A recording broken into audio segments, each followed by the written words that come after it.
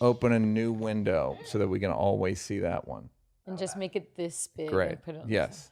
We're talking about Will and the timer on our podcast. The great podcast. He's watched now. I can't even watch it. He's going on Google now. I can't even. It's so hard. Now we're on the now that we're on the subject though. We started. They did send in a Will Google song. Did you download it? Neal. Can you shut up? Bianca. Will is trying his best. Relax. No, he's not. Yeah, I mean, if that's to quote myself in 3 mics, you hate to do it so early. But I hardly think Will is on Google and looks at himself and goes, you know what? This is me doing my best because it's not great. Well, now that's not about Will. Will, we're done talking to you. Goodbye. You're done. You're on probation for the rest of the podcast. Bianca, just before we get into official business, let's just say hello to each other. We have a new, for the watchers, we have new arm things for the microphones, which is pretty professional. We get a little more professional every week. I got some curtains for the light to control the lighting a little more. It's a pretty big deal. What's up, Manga? How are you? Good? Yes. I got into some shit this week. Oh, do tell. Deacon May Pop. All right. So I got, sometimes this is like a crazy person, something a crazy person would do, and like a narcissist, which I wish I were actually more of a narcissist, but I'm just selfish. I'm hoping to make the leap into the big leagues of narcissism. I got a dash cam. Ooh, cool. Out the front window, and then I was supposed to get one into the cab of the car, so I can say funny shit and just cut it up and put it on Instagram and YouTube. It's literally just so I can say funny shit. When I say funny shit when I drive, and I'm like, man, they should be a record of this. Is it like it records? Like it records. Yes, you can go back. It records 10 hours at a time or something. Oh, cool. So, but they put in a reverse. They didn't do into the cab. They put it into the back of the car, which is like, no, dog, I already have that. They were probably like, he's not driving for Uber, so he doesn't need this. No, you would think. They didn't know I'm trying to make the leap.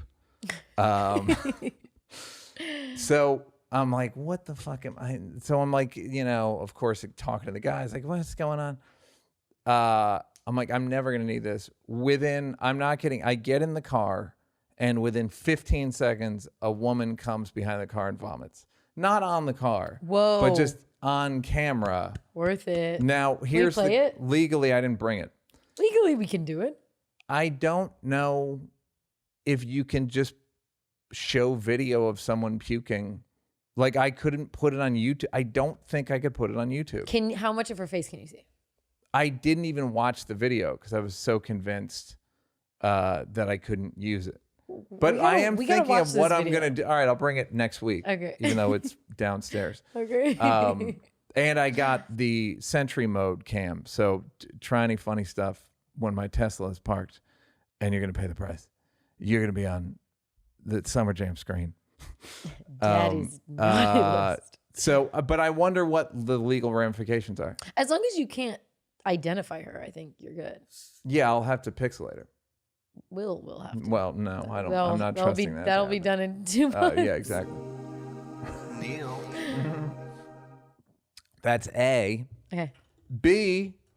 I joined a vegetable club because I'm a 77. I'm an old white woman, an old Caucasian woman. Mm-hmm.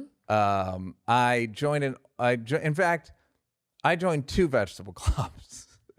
I joined a local one, where it's called LALittleGems.com. There you go. Go ahead. It's just local farmers, but I'm a little mixed because I believe that all farmers are racist. Yeah, that's the hard part. You got to do the one So do you do the CSFA box or whatever the fuck? No. Okay, that's the one with all local farmers. Like it's a bunch of local farmers, and they. Well, yeah, this is all locals. Okay. So I'm assuming they're still racist. I know. So you can do one where you buy from black farmers only. Black Farmers Only is the name of it. That's Black It's the Farmers name of that. Only meat. I have a friend that's a black farmer, and she goes to a black farming convention. What kind of weed does she grow? Folks, I'm from the 90s where we used strawberries. to do a lot of stereotype jokes. That's over now, but they still come to me. You're an old white The lady. problem, I joined LA Little Gems was great. Great. It's great. What did you get sent? Peaches, pluouts, Pluots. Broccoli, cauliflower, and then and strawberries from Jerry's Berries or Harry's Berries or something. And they're really nice fucking berries. Though. Okay. Like they're $15 for a tin, and I was like, and then I saw them. I was like, you know what? What? That's about right. How much did that box cost you? I don't know. I want to say like 50. Okay. And then It might have been way less though. You're going to get that once a month? Well, no, I'm going to get it once a week. You can get it as much as you want. That's too much. You're not I'm gonna already eat all- done with. Here's the problem. Really? I picked it up on Wednesday. I'm already done with the fruits. So this week I'm overdoing the fruits, Underdoing the vegetables because irregularfoods.com. I went there. They've been advertising a lot. I go on there. Improper? Irregular? It's not irregular. What It's is called like ugly food or imperfect. Imperfect. Improper. Incorrect. And here's the great thing about them. You can't even look at the vegetables until you put a credit card in. They're so ugly. You motherfucker. No, it's just wrong. It's like Oh, you can't even choose. No. So what? So you And put by the way, once you put the credit card in and then you go like, okay, let me look, you're already charged. You're on for a week. So you put the credit card in, and then what do you see? Then you get a fucking shitload of vegetables. No, is it worth it? Is it fine, or is it kind of like I wanted this isn't to as use much it. As I no, want. I would have used it because a lot of it's not improper. A lot of it's just they have too much. Oh, okay. So, but it's a long story. I canceled my membership though because it was because I don't like that they made me put a credit card in and then charge me. And then they're like, your order's coming tomorrow. I'm like, I didn't order anything. I just looked. Wow. No, it's too it was needy. just It's wrong. And I wrote him an email today. I was like, or when I was filling out why I left, I was like, your methods seem more like a pornography site. Like pay to I even really. browse. And by the way, not even anymore. You just go to Pornhub.com. Yeah. This episode brought to you by Pornhub.com. We have a great new sponsor, but we got to give them free ads. You know how they are. How do they want our ads? They're like, you two fuck. You know. So vegetables, and then I went to the nose doctor. We're gonna get some what I call nose meat out of this nostril, and I got a CAT scan of my head. And when I tell you, I have like if you looked at my skull, it's a bird. Like this bump, it's He's like pointing to his it's nose. like a listeners. fucking it's just a bird face. I got a bird face. Okay. So I'm mad at that, but I will not get it repaired because it's too obvious. Well, so at what this point. what was the CAT scan about? What the cartilage was doing, Okay. and it's not doing anything good. No. Do you have a deviated? I had a septum? deviated septum that I got repaired. He didn't take out enough meat, and so now I got to go back. What if your nose collapses? That's a real worry. That I know 2 people that have had the middle of their septum collapse from Cocaine. Cocaine. Yeah, Cocaine. 2. One of them, it came out in the shower. Ew. Yep. Ew. Yes. Did he pick it up? No. He pick it up. It doesn't go down the drain. He let it go down the drain. What kind of drain does he have? He said, I don't need to see that, and kicked it toward the drain. Ew. I'm gonna write down who it was because it's so fucking hilarious. I love our new writing system. You guys can. The password is. The password is. You cannot say this. Oh my god, that makes sense. Yeah. So, you know what's that one girl that was on? Was it Saved by the Bell? Like, no, maybe her nose collapsed. Keith's dog walkers here. Bianca. Not like the Amber Thiessen, but Have you ever heard a louder bark in your life? it sounds like it's on repeat. Yeah, well, this guy's got perfect pitch. And then he just This kid can repeat. Yeah. Bye, Keith. I don't remember. I don't know. Tiffany but Amber Thiessen. But what? No, it wasn't her. It was somebody else that's similar. Anyways, her nose, like she has a mugshot and her nose is just collapsed. And it's so sad. Or she's at the Artie Lang. That is so sad. Did he get it? Can you get that fixed? He can, but he's like, whatever. He's keeping it up as like a reminder. He's basically Neal Brennaning it. Yeah. Which I spoke to a friend of mine this week, and I realized that what I'm doing, she was an Asian woman. I'm tiger momming myself. You got to tiger mom yourself. That's my advice to the kids: is tiger mom. Once you're an adult, you got to tiger mom yourself. Yeah, but you take it a little far. Yeah, I'm an abusive mom. You're what is it? What was that girl that was murdered? Her mom's name was Patsy. What is her goddamn name? She's a little girl, blonde, and she was murdered. And we constantly keep talking about her. Her mom, John Bonet. I don't know if she was a tiger mom. No, I thought Patsy was like. Well, she wants her to win, of course. You got to push. I mean, that once you win a child beauty pageant, you can write your own ticket for the rest of your life. You've got their whole futures laid out for you. If you had a child in toddlers and tiara, those like beauty pageants, I feel like you'd be like, fuck it, we got to win. Well, that, of course, that's why I can't have kids. But the bigger issue is the fact that this week everybody got mad at that Netflix show Cuties or something, which I watched. Yet Toddlers and Tiaras has been on TLC for fucking 20 years, and they act like, well, no, that's different. Okay, we're not sexualizing them. Then take the makeup off, homie. I watched Cuties because the director is this Muslim Senegalese woman, and I was like, you know what? Also, I watch a lot of foreign films. I'm like, the French are just weird. Let me watch this. Because she was like, it's not sexual. Okay. So the movie is just a coming of age film that's amazing. It's kind of you're juxtaposed between like this strict Muslim Senegalese immigrant life, and then these like badass French kids that are like, and they're like, they have booty shorts and they want to do this dumb dance. They're like, we got to qualify for this contest. So this girl really has to fight between, I want to be accepted by these girls, but I'm also from an extremely strict culture. So it's interesting. The problem, because I was like, this is fine. I thought it was like kids fucking. Yeah. They did an X-rated blooper scene. Like no. Oh my God, no. Like The Hangover? Go ahead. The problem that I'm down with, like, I don't need everything to be strict, whatever. If you're telling like an interesting story. So they're trying to do this dance as part of the story, and they're trying to qualify for this fucking contest. And the dance they're doing is inappropriate. There's a scene where they're doing it and people are, oh my God, it's so bad, covering the kid's eyes. So that was the point of it. But whoever the director is or the edit or whatever, they decided how they showed the dance was so problematic for me. It was like they're clearly young, because like when they zoom in on their butts are like straight, so they don't have hips. They're not teenagers that are playing young. Like me, yeah. Go They're ahead. like a bunch of Neals.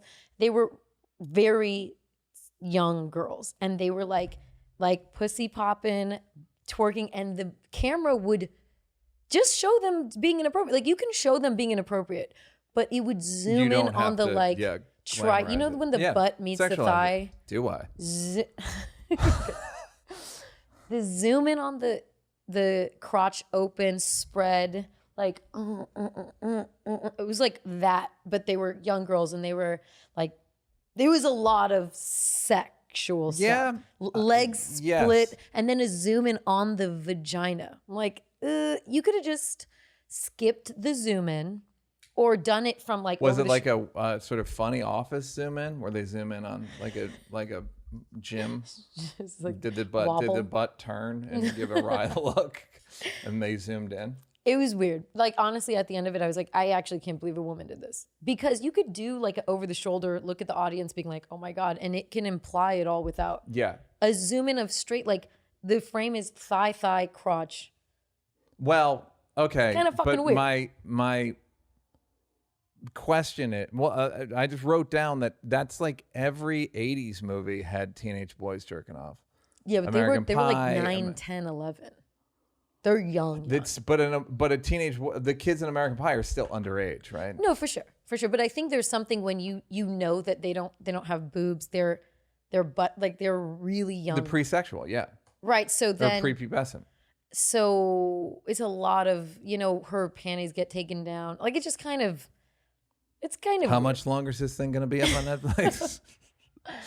No, okay. I have she a question. literally takes it, like one part of the scene is they're like, you girls are little, you're young, you're not women. And then the girl goes, takes off her pants, takes off her underwear, spreads eagle, and takes a photo of her vagina. So obviously you don't see her vagina, but you see everything else. And it's like, that's kind of, you could have just implied that. Yeah, I guess it's like, it's one of these things where it's probably a comment on the sexualization, the confusion of sure. coming of age, sexualization of young women, et cetera, et cetera.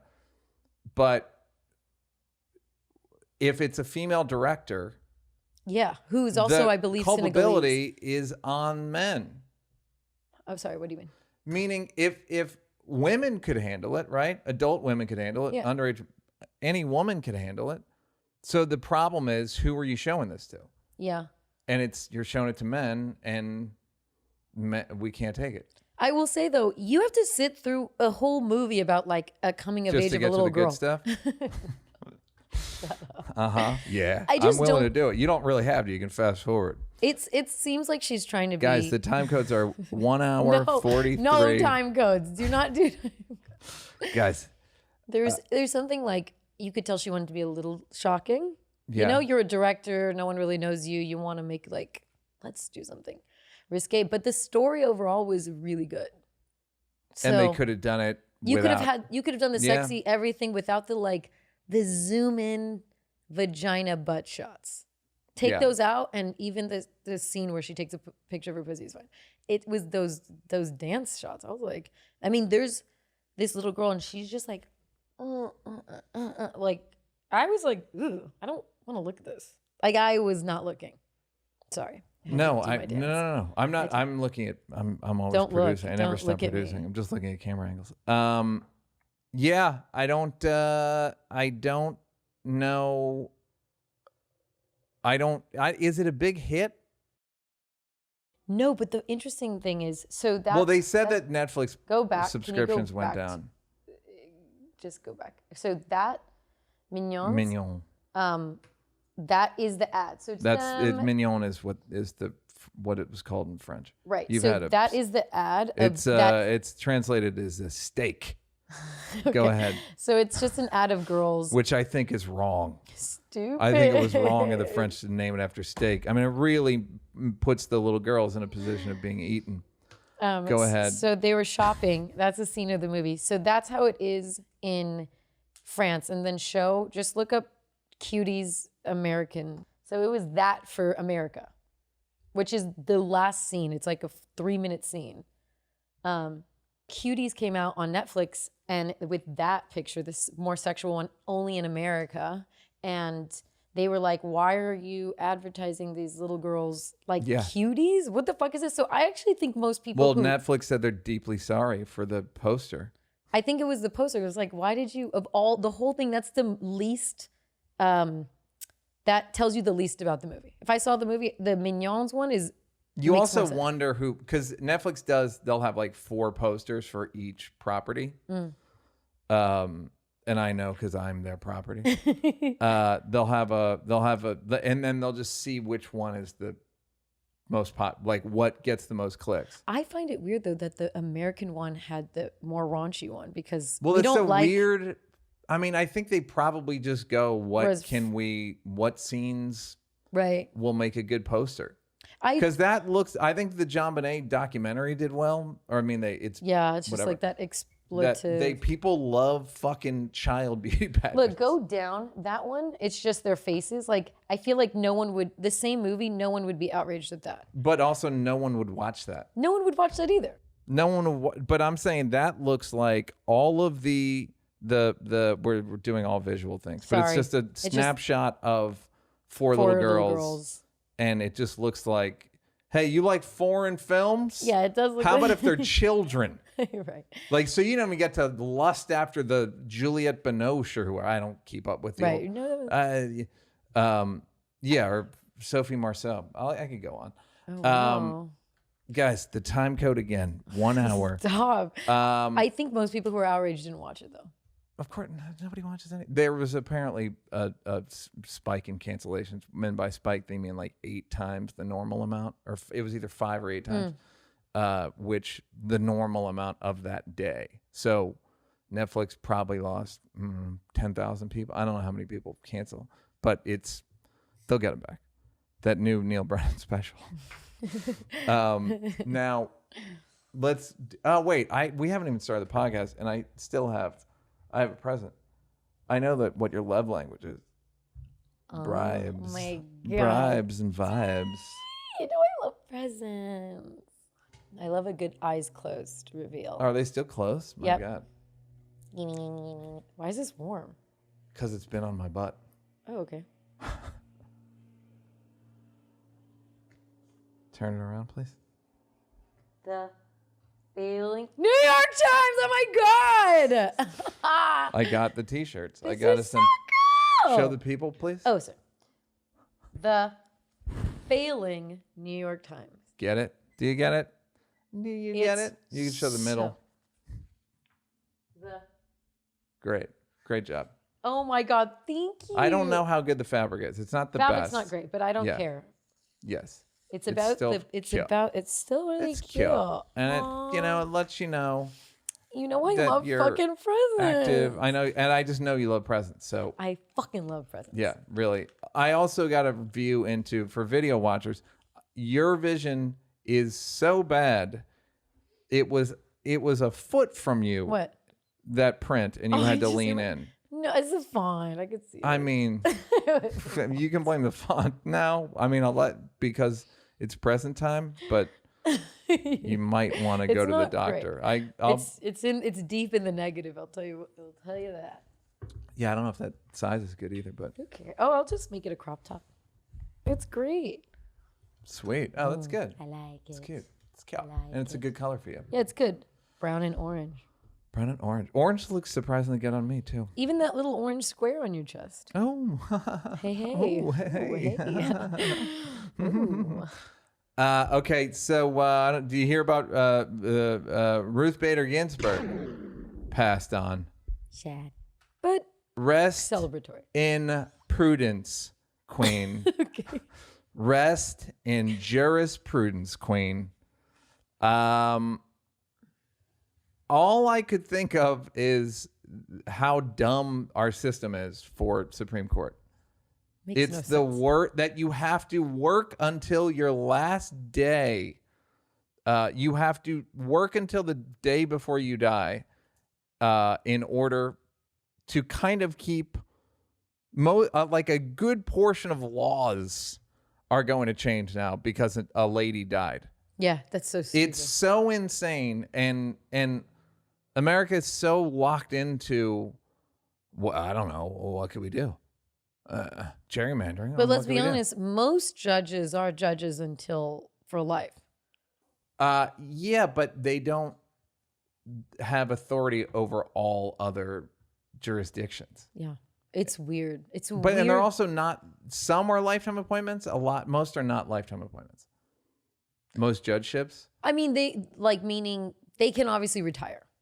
Yes, but yes, it's at their discretion. I think some circuit courts are lifetime, but it's so fucking dumb that this is our system. It's also weirdly archaic. It's just like it's medieval. It's like pre-medieval. The thing is, things that only can be tried by the Supreme Court. There's so many cases that can only be tried by the Supreme Court, and they can't get to them. So it's ineffective. That. Yeah. Well, she's not going to get to any of them.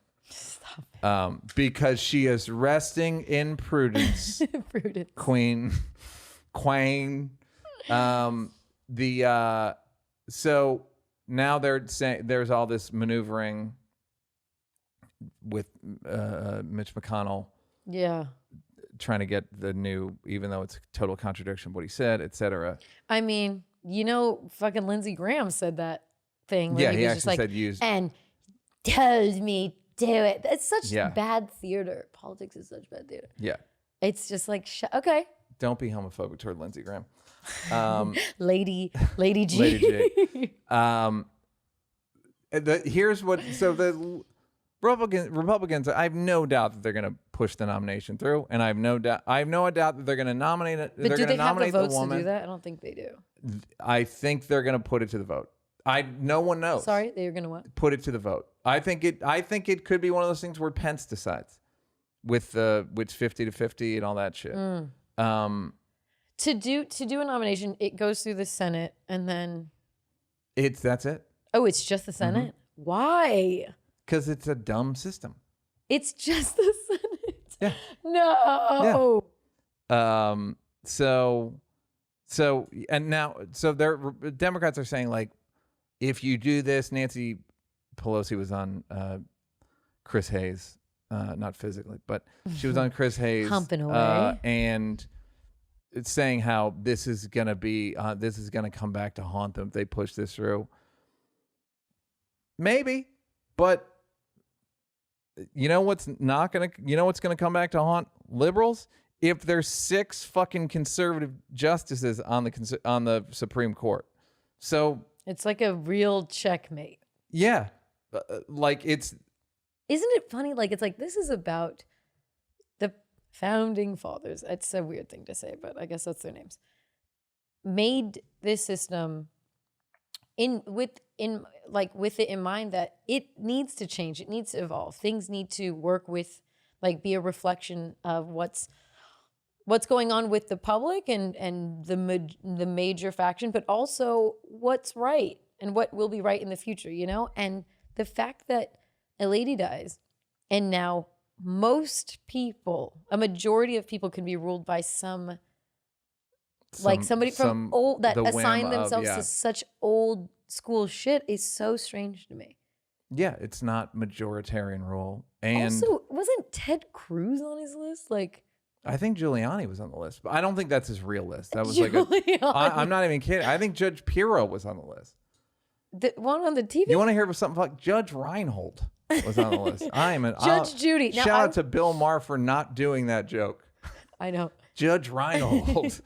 I would take Judge Judy. I love Judge Judy. Yeah, I actually would take. I think they're going to push it through, and I think I don't know if they're going to have the votes. But the thing you were saying about the founding fathers is they were also they were assuming that people were going to be immoral, right? And that there'd be checks and balances on negative impulses.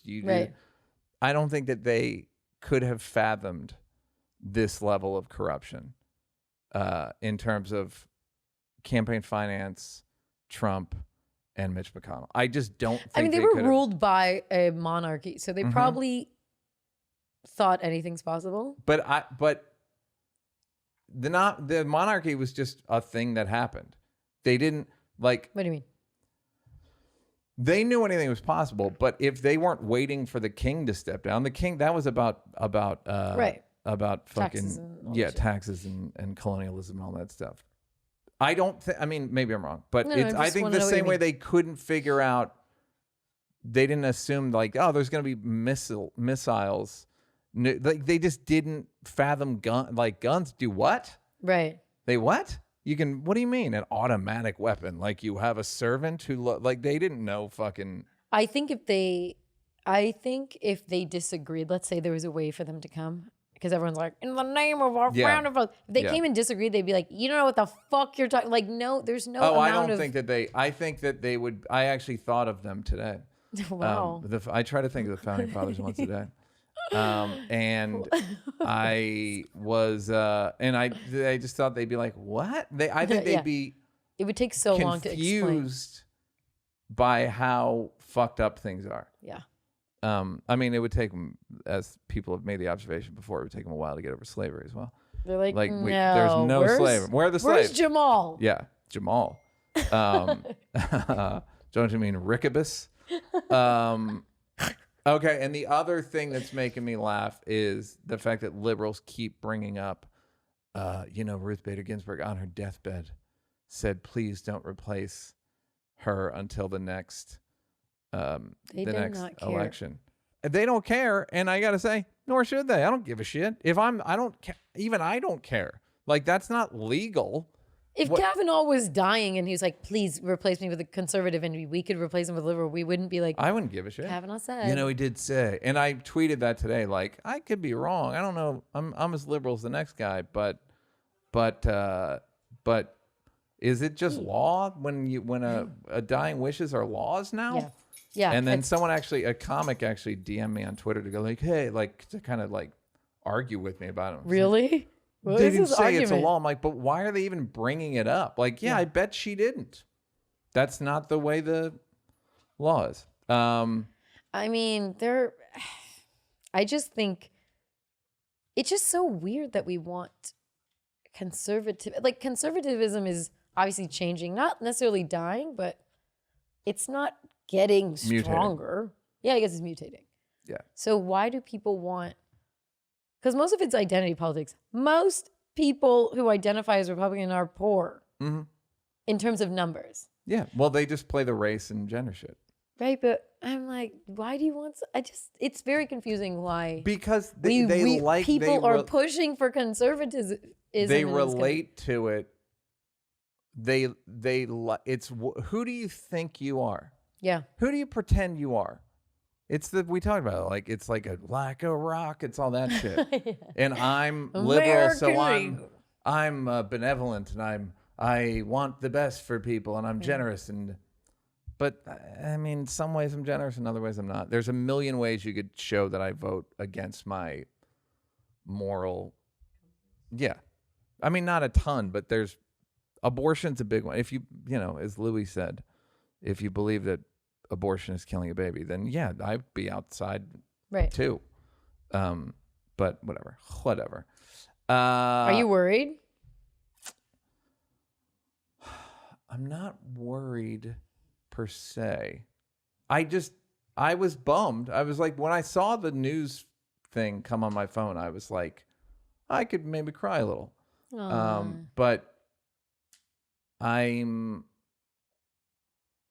it's just, I don't know. I hope that it begets a backlash from people. I hope that people realize like, because they are going to have a conservative majority on the bench. I think Mitch McConnell should just be like, fuck it. No, even if the price is we lose the Senate, we're going to have the Supreme Court guaranteed lock for 15 to 20 years. Can I tell you something that's kind of fucked up? And I don't want to encourage anybody, but I'm surprised that people don't shoot Supreme Court justices. They care so much. You can't really get to them. Yeah, you don't know anything about them, right? No. I'm just saying, if someone's appointed for life, but again, there are people who care a lot. But they're not. Yeah, you can't get to them. People don't really want to kill people. No. That's the thing you got to remember. People think everyone. I feel also that was a back in the day thing more. No? Yeah, well, you could. I feel like there's way less assassinations now. I think the Secret Service is better, or there's just shit they can do. And if you're John Wilkes Booth and you are like, I want to kill fucking Lincoln, and it's like, don't. He's 40.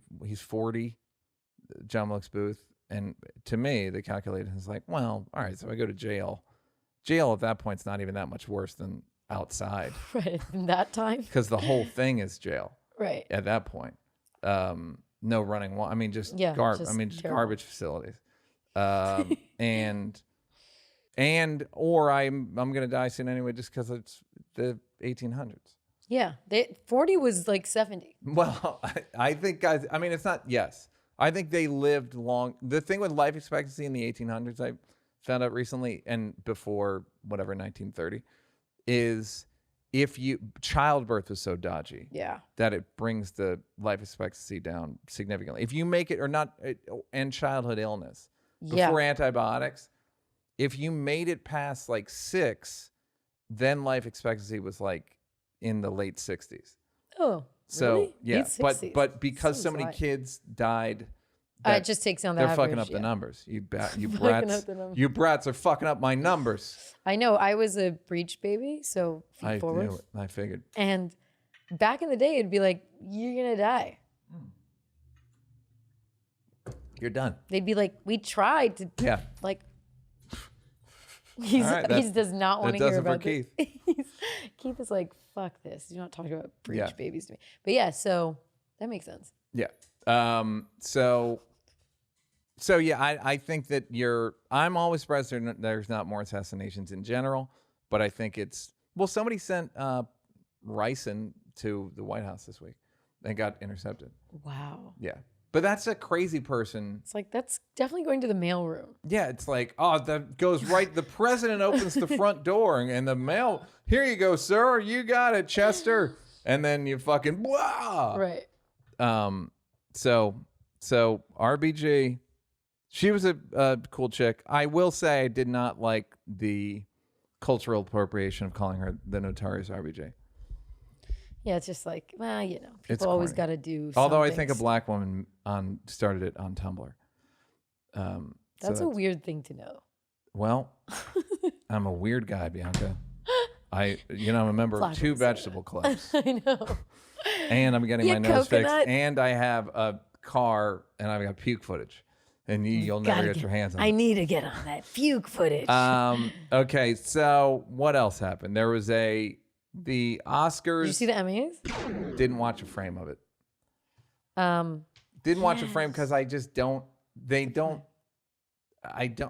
they hurt my feelings. I'm never happy. Why? Because you didn't get nominated for something? I don't like people slapping each other on the back and like, aren't we great? You're great. You're great. Yeah. You're a little bit better than me. Ha ha ha ha. Just like, and like people, millionaires being excited. I just don't. But you watch basketball. It's millionaires being excited. But they have to do something to get excited. And they also get angry. That's the fun of it. Oh, so if they were like, fuck, I didn't win. Yes. If guys people got dunked pissed upon when they lost, lost. yeah. It's not humiliating enough to lose. They cut away from you. Dude, They you're keep a it on them. sicko sometimes. I'm a fucking real sick. I'm sick in the head, bro. You're like, I need you to no, I just don't. I don't see them. They're competing. Basketball's live competition.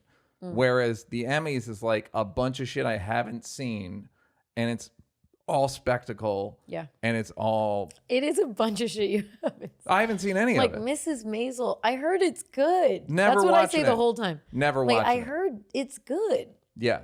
Never I'm sure watched it's good, but it's like, huh? Yeah. And also, it's over.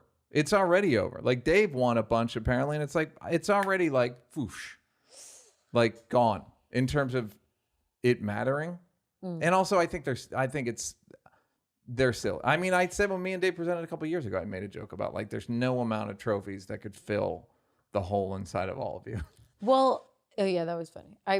I do wonder, maybe they just shouldn't have done it. Seems a little desperate, no?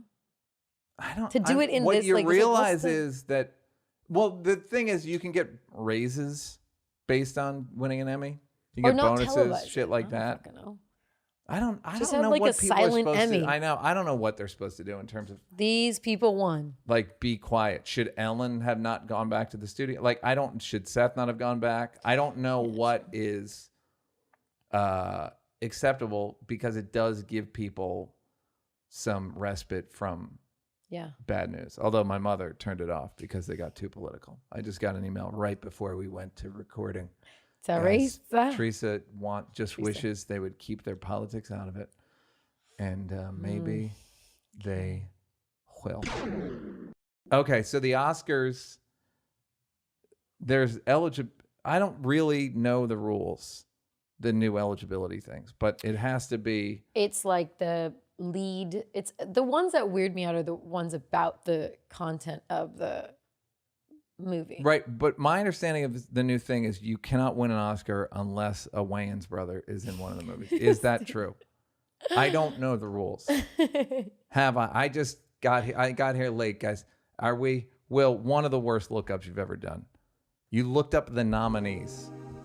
Neal. Oh, boy. Bianca. Okay, hold on. What's it say? Will is trying Asian, his his best. Asian, Relax. Hispanic. To achieve standard A, the film must meet one of the following criteria. Lead or significant supporting actors. At least one of the lead actors or significant supporting actors from an underrepresented racial or ethnic group. Asian, Hispanic, Latinx. I so want to call it Latinx. Black, African American, Indigenous, Native American, Alaskan Native, Middle Eastern, North African, Native Hawaiian, or other Pacific Islander, other underrepresented race or ethnicity. So that's one of the leads has to be that? One of the leads. Or a significant supporting character. Like a supporting character that has to cry. Okay. He has to impart advice. Okay, and then read that one because that's General's important ensemble. I'll read it because you can't. I You can. physically can't see it. Yeah, I can see it. I'm General squinting. ensemble cast. At least 30% of all actors in secondary and more minor roles are from at least two of the following underrepresented groups: women, racial or ethnic group, LGBTQ plus, people with cognitive or physical disabilities, Cognitive? who are deaf.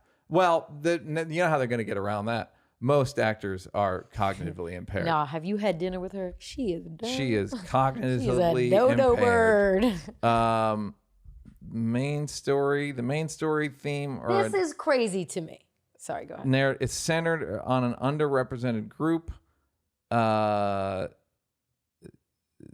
women, racial or ethnic group, LGBTQ. Just here's a secret: put a Wayans brother in the movie and roll the dice. Just like in the background. Here's what's gonna happen. I can already tell you what's gonna happen. That Bianca's gonna get on a Oscar winning At least. movie. I qualify for 2 of the criteria. They're gonna end up. You're gonna have a movie like Stand By Me, or like just like a white, and it's gonna be a black guy doing the voiceover. They're gonna find that doesn't ways. make sense. They're gonna say no. It's a main. We had the black guy. Oh, Like doing they'll the say, voiceover. they'll have Darth Vader will count as a. They're as gonna be. I think it'll be very loosely enforced. It's like, cool, you did it. Like, you know when the security pats you down. But if they don't, and then the whole Oscar race will be about how they wasn't righteous. It was the problem is they kind of have to do it in a way. Here's what I would suggest: white people, get your movies made now, because this doesn't kick in for a couple years. No, 2024, I believe. I know. Watch people, the next few years are please just hurry up. all about like Norwegian fucking. Yeah, really white it Eskimos. up. Snowstorms, white people, white people. cocaine, the beach, Yeah. fucking Cape Cod. Cape Cod. Get a good Cape Cod movie. A lot of Boston movies. Just hurry up. And Rehoboth. somebody's probably thinking that right now. Like, I got to get this movie made. I know. Because before these rules kick in. This is the fucked up thing. And this is as someone who's obviously a black Latinx. woman. Latinx. Latinx. Biopic. I don't know how to say it. I don't love limiting the type of art someone wants to make. I think that's fucking strange. At the same time, you don't need the fucking Oscars. So I also think like before there were other rules that went the opposite direction. They were unspoken. It's like, oh, well, if he was produced by like the Weinsteins or this or that. So if anybody's mad about this, of course I'm like, what? It has to be about, that's so limiting and weird. But there were always rules. They were just but the rules were they were cocktail party rules, meaning they wanted to, you just get cachet from, it's like Brad Pitt has produced, his company has produced a lot of good shit. And it like the rules weren't it was all subjective. Yeah. but it was more like it's a prestige project. And like, what do you mean by prestige? I don't know. It comes out in December, and it's in about an important subject. And the funny thing is going to be the person who flouts it. Like, nah, I wanted to make some white shit. Yeah, we're coming out in December. And guess what? We're going to be like, that shit was Christmas good. Day. Like, all white. It's Christmas Day. There will be a white out. So let's say Uncut Gems comes out. Yep. And then Kevin Garnett would go, Kevin Garnett's the lead. So Yeah. Sandler support. They're going to start saying wacky shit like that. 100%. They're just to make sure he has technically more lines. Yep. Technically more There'll scenes. be versions, the blacker version when Kevin Garnett has more lines. I think this is nuts. I mean, I remember I took a lot of film classes in college, and one of them was taught by this lady who was a film critic. And that's when I realized how fucking inside backdoor shake hand bullshit this is. Like They have dinners they literally have dinners and screenings for voters. Yeah. It's like running for office.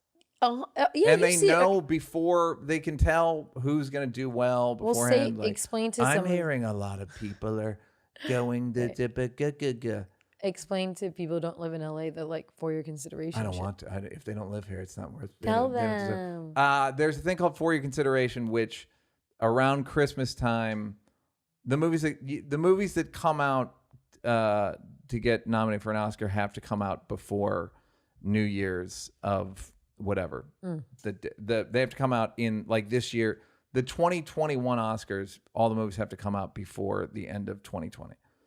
So they'll do minor rollouts in New York and LA, and then they'll send screeners to people in guilds like myself and you, and so that and Academy members, so that they'll watch the movies. And then after that, once they list the nominees, then the producers of the nominated movies, the studios will have literally dinners, meet and greets. Dude. It becomes like a glad-handing, palm-pressing situation, like you're running for office. You don't need to raise money. You just need to raise awareness and they take out huge ads They around take town. out giant ads. Giant ads. It's literally campaign. Yes. And the funny thing is, it's mostly for client relations.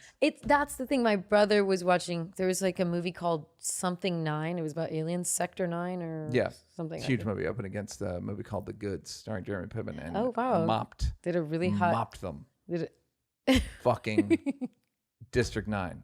District 9. Fucking mopped us. Mopped you guys good? Yeah. I mean, 6-1. Fucker. I don't care.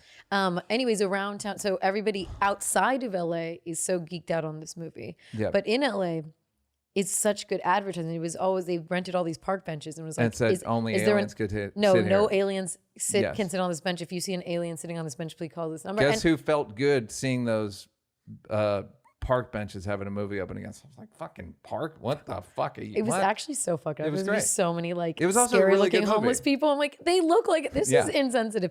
No, but I'm saying in LA, we have they waste so much advertising here. Like the Stranger Things, how they had, did you see on Sunset? It just, the whole thing was, it's like beautiful. I remember that Bee movie or some fucking, like, it was like looked like a term, like a transformer, but it was some Bumblebee. Oh, Bumblebee, yeah. The one near the store that's above Pink's. Yep. Its eyes followed you. It like had a sensor. So if you walked under it, which is where we park, it would follow me every time. And I'm like, that's such a waste of advertising in LA. Right, but it's not you know for who us. that's for? It's for Michael Bay. Yeah. It's for whoever the fuck else was in Bumblebee. Mark Wahlberg, I'm assuming. Seems like he must have been in it. Safe bet. Like the odds are in his favor that he was in it. Is he? Bumblebee some lady and some dude. Okay. Yeah. So it's for them to butter them up. Yeah. But it's so obvious. You know, like for your consideration. Well, Not like, if you're a narcissist. If you're a narcissist, you're like, that's cool. They must have those in every city. Meanwhile, no, dummy. No. It's for you. It's literally for you. They spend so much ads in like out physical ones. Yes. In LA, if it's you crazy. go to Fox, the Fox lot, they buy billboards all around the lot. Yeah. Because they know the actors are driving there. No. Yeah, That's of just course, for the it's the actors? same thing. It's the same thing. It's the I exact thought it was same. to say like this is the thing we did. No, it's Shut up. Why would they buy billboards around? It's Oh, not on not the the wall. ones that are on the their wall. one like a half a mile away on Pico. This is deeper than Yeah, I of thought. course. This is so. Of course they would. That class I took, the lady that taught it, that was a film critic. She was saying, she's like, it's all fucking fucked up. And this is past this particular Oscars. And she's like, notice how City of God was on it. She's like, City of God was made 3 years ago, but it got picked up with Buena Vista Distribution, which qualified it technically. Disney. She's like, Finding Nemo was nominated for Best Screenplay. Finding fucking Nemo. She's like, it's none of this is. Yeah, it's It's wrestling. all. Yeah. It's like, is he really hurt? Yeah. So it's interesting. Is Finding Nemo the best screenplay? I'm against, obviously, quota casting. And not that a lot of white people are saying, like, I love it. Yeah, a lot of white people are going like, Republicans are going like, Affirmative no action. one wants to be there to fill a quota. It's like, Yeah, A, they do. how do you know? And B, yeah, they do. People want to be there regardless. And the other great thing about humanity is we'll trick ourselves into thinking we deserve it. You know Pretty what? quickly. You don't even. Some people. I wouldn't even care. I'm just like, whatever. I got an opportunity. It's all like Sure, the white there's people someone would have gotten better. it because of racism. So Right. why is it bad when I get it because of anti-racism? Right. I don't buy that. I think that, meaning I don't buy that as an argument that they don't want to be there. Oh, sorry. I find this a little silly in that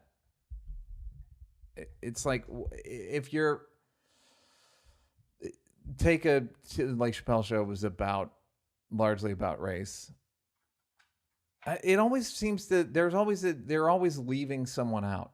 Do you know what I mean? You should be able to. We wanted to write about that, or if I want to, Mort Saul, who's one of my favorite comedians ever, and you'll know why when I tell you this joke.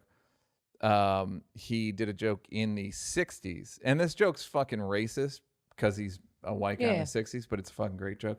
He goes, the NAACP came and picketed me last night because I don't have enough Negroes in my act. Which is basically what this is. No, you got to have. It's like, I mean, that's kind of fucked up though, because then It the is fucked ACP up. is like, damn, in the '60s. No, it's fucked up, but it's a great joke. It's a Right. great point about like, what do you It's a creative. I mean, Kirstie Alley made the observation that it's like telling Picasso what color to paint with. Yeah, but she's always like, no, she's I know she's out of her mind. But I everyone's get the broken clock twice a day. What do you, when there's a show like Saturday Night Live and it's one guy, it's basically one guy's show, Lauren's show. Yeah. White Canadian. Point of view is white, yuppie, it's a white point of view. And the wind is blowing in a direction that you don't, not like he's against it, but he's like, oh, all right. The country's still 60-something% white. Yeah. So it's all this assumption of, I don't know. It just, I feel like you should be able to exercise your artistic imperative. Like Friends didn't have any black. No. One time, the girl that was like messing up with George. Seinfeld had very few black characters. Yeah. Now, the truth is Jerry has most his top 5 or 6 best friends are black.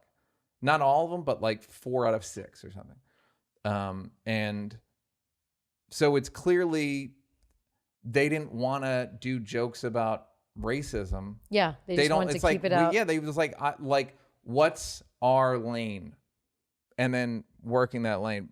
I didn't mean to get into this thing, but I read a joke that they weren't allowed to do on Seinfeld that made me laugh. It's again kind of fucked up, but fucking hilarious. George at some point had dialogue where he goes, you know what? I've never seen a black person order a salad.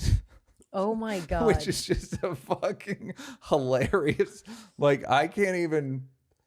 It's just a funny fucking observation. Imagine if they just, like, Seinfeld actually went really edgy, but the same, like, you know. Yeah. You know what's funny? Yeah. But I mean, they had the Puerto Rican Day Parade. They burnt the flag. Yeah, like, that's not their area of expertise, is like racial shit. Right. So should they have to? But I feel like, you know, if Curb can tackle it and keep it funny, like, I feel like it would have been a good challenge. But he didn't do it for that reason. Larry did it because someone must have, his wheels were spinning because of Hurricane Katrina and black people going to live in other people, like black people going to Houston and like residents of New Orleans going to other cities. And he probably thought, well, it'd be funny if he came and lived with me. Yeah. That's where that plot started. Right.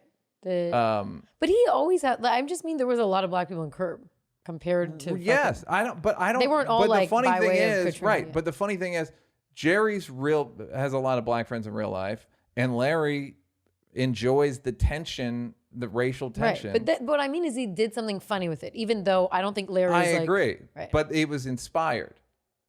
It wasn't, oh, fuck, they're going to shut us down if we don't have black plots. Or Native American or whatever, or women plots. Oh, the women plots. There was this person. This person was on stage. And he was like, yeah, well, maybe the story might give it away. But he was like, yeah, you know, people ask me, like, why don't I write roles for other people? Why don't I have black people in my movies? Like, why don't I write roles for black people? And it's like, I don't know any.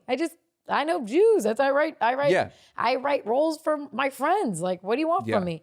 And part of me was like, okay, whatever. Like, keep it real at least. Yeah. You know, like, don't be like, no, I do. Like, I'd rather not that. But at the same time, play that backwards or play that any other way. And it's like, if you weren't represented in a field that you want to be in, and someone's like, nah, I don't know, your people. Whatever your people may be, you wouldn't. It's not like he's the crux of the problem, obviously. You know, who cares if you're not in his. But there's an attitude towards it where it's like, what? I don't know how to write. Well, that's like, the adage, write what you know.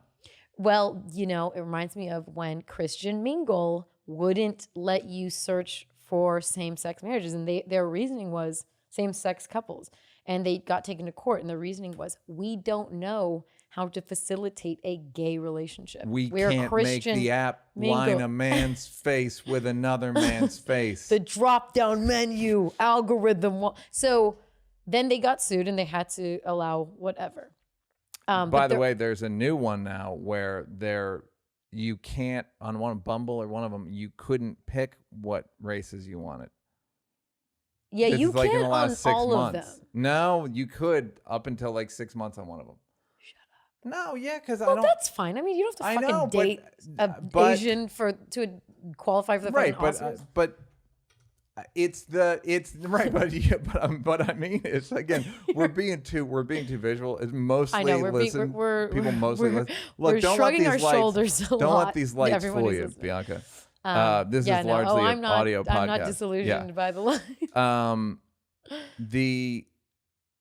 So I said, write what you know is an adage that we can all agree on. Yeah. And then there's also the thing of you using your platform to tell stories of underserved communities.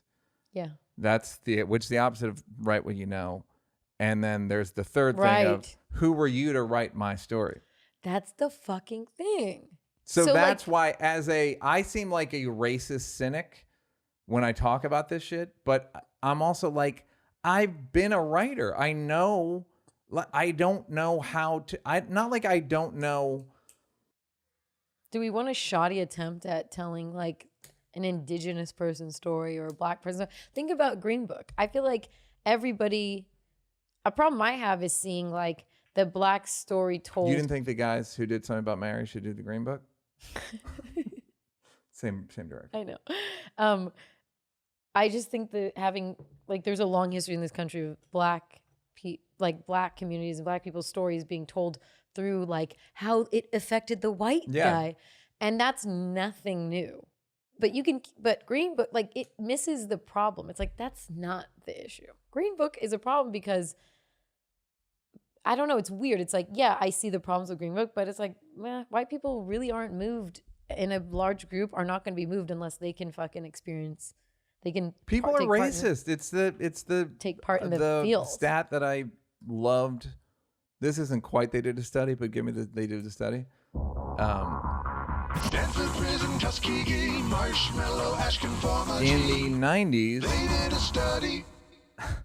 They did the highest rated show amongst black people, Martin.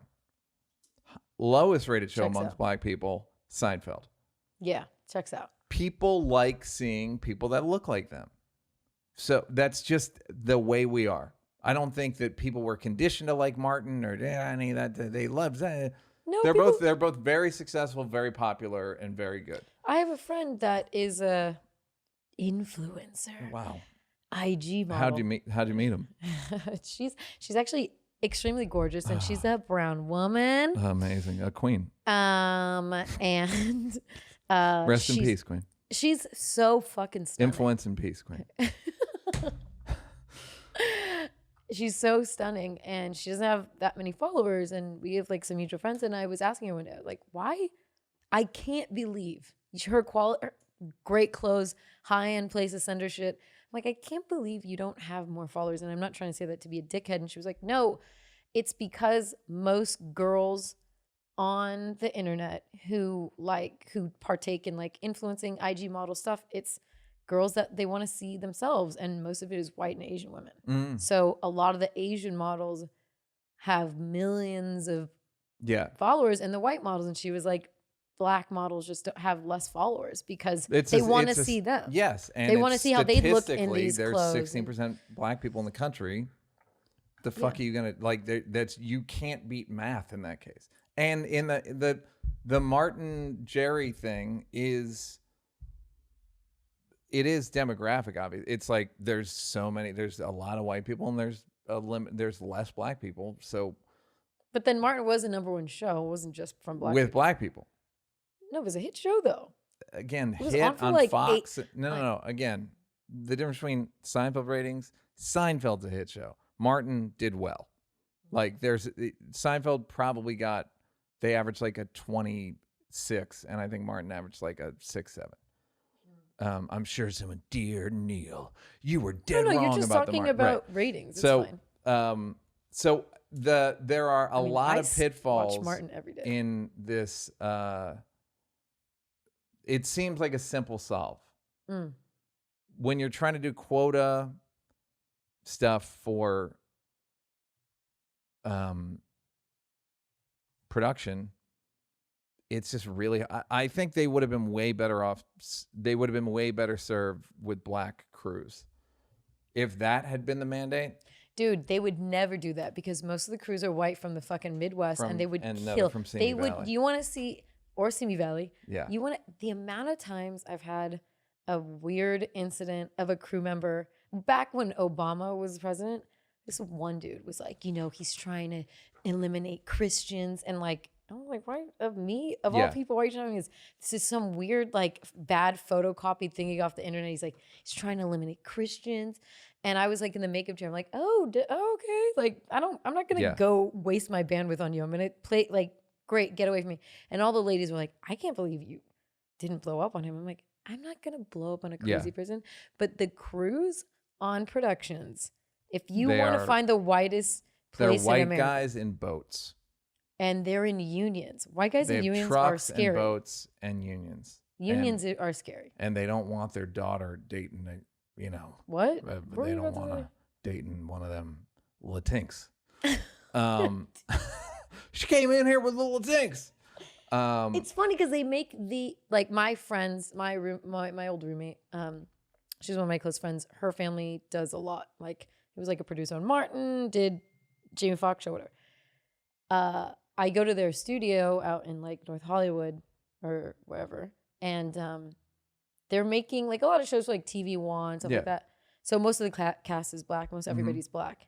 And the crew is so white. And it's so weird to You me. can't. I'm like, why isn't the crew black? The amount you of can't find black crew. Can't find black crew.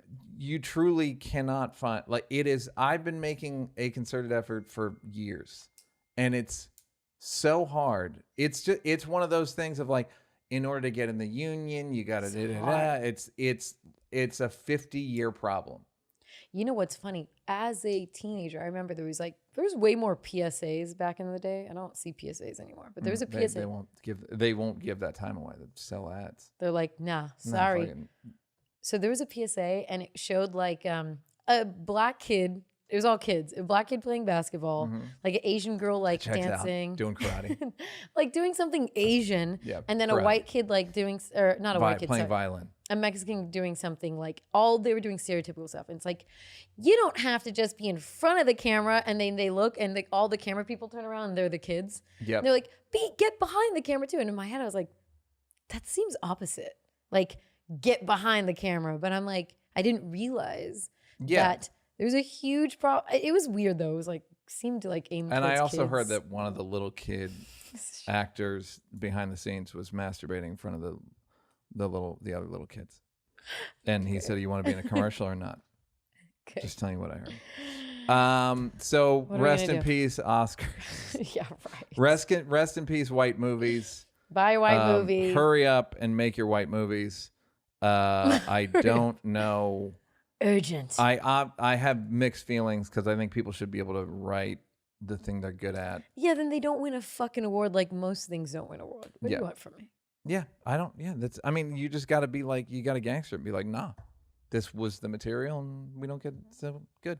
We don't get to win an Oscar. But the other thing is, Oscars aren't that. It's all talent related. It's not that lucrative. It's not like if you win an Oscar, then the movie will make. It's marginal. No, the it's amount just of to movie get you a better deal next time around. Yes, for the person. So unless you're a woman, in which case your career will be worse. You've hit your roof. Okay, this is from the man who brought you the I don't like AOC doing makeup tutorials. I don't like Kamala wearing sneakers and Timbs. It's so stupid. I don't like it. I don't think it's not gonna get us any working class. Now this I agree. It's not gonna get us. Well, what's the difference? Because AOC already has her job, and AOC is already doing, at least in my opinion, a good job. So if she wants to do if a beauty person comes and is like, "Can we do this for our young, like, whatever." If she was vice president and wore like cool, funky kids clothes, I wouldn't give a fuck. But if AOC was campaigning and like started doing all this beauty stuff, I guess I'd be a little bit like more like, I feel like this is trying too hard. Like, I don't like when someone's trying too hard. And this feels like I'm relatable. Please. It just makes me, it just is like men are not gonna go for that. I don't know. I can't explain it. She can't sit there and like look like me with my tits out. I mean, I'm not saying. I'd rather her have her tits out than wear Chucks. What if she likes Chucks? So put them on. You ever see Working Girl? You wear the running shoes to the job, and then you put them under the shoes, and then Joan Cusack works next to you, and you put on the way in the 80s that they would do it. You walk your running shoes, then put on heels when you got to work. What I'm saying is, I'm not saying You're demanding her to put on heels? What I want are flats. I want ballerina flats. Ew, and go you heard away. It here. And if again, 1 hour 43 minutes into the steak movie, you're gonna get a real nice surprise. I don't like that they switched it up to Tim's and then did a shot, and I'm like, black people aren't dumb. Like, stop with the. It's not black people. I feel like it's pandering to be like, hot sauce. I'll never get over the hot sauce. Hot sauce. The fucked up thing is Hillary does carry hot sauce. She fucking loves hot. That's the sad thing. Well, Hillary, that was more weird. Everything Hillary did that wasn't. She has a better problem. Hillary has a better problem because everything she did was like more robotic. So when she did it, it wasn't like pandering to black people. It was like, you eat food. No, the thing, you know what it is? It's the Curb Your Enthusiasm episode. I don't want to see my therapist at the beach. Yeah. And that's what this is. It's Paul Ryan. I don't like it when they used to show him windsurfing. John Kerry windsurf. Really? Yuck. Get me out of here. Put a fucking suit on. You also don't and like lead. men's bodies. I love one man's body. Who? You by the way, you got here late. Will I got to did watch not me get do my here glute late. exercises. I got here at 6. No, I know, but on Will the got dot. here early because this studio takes 2 hours to set up, and Will works here 4 hours with commute. I'm not even. It's actually whatever. Fuck you. Okay. Yeah, I did my glute exercises before you got here. It was pretty exciting. Thank God I missed it. Pretty exciting. How's the glute? Quickly, let's TikTok. What do we got on TikTok? I don't even understand what's happening. It's like averted. I just it was don't, banned in like 5 and then they averted. It's nothing. It's one of these like. Also, why is the president involved in laws about apps? It is insane to me. What? Go away. It's just stop it. I'd rather he wear Chucks. I will say than though, be involved in the apps. funny thing is there's a lot of like entertainment people who are like, I'm doing well on TikTok, and it's like your career is hanging in the balance, my friend.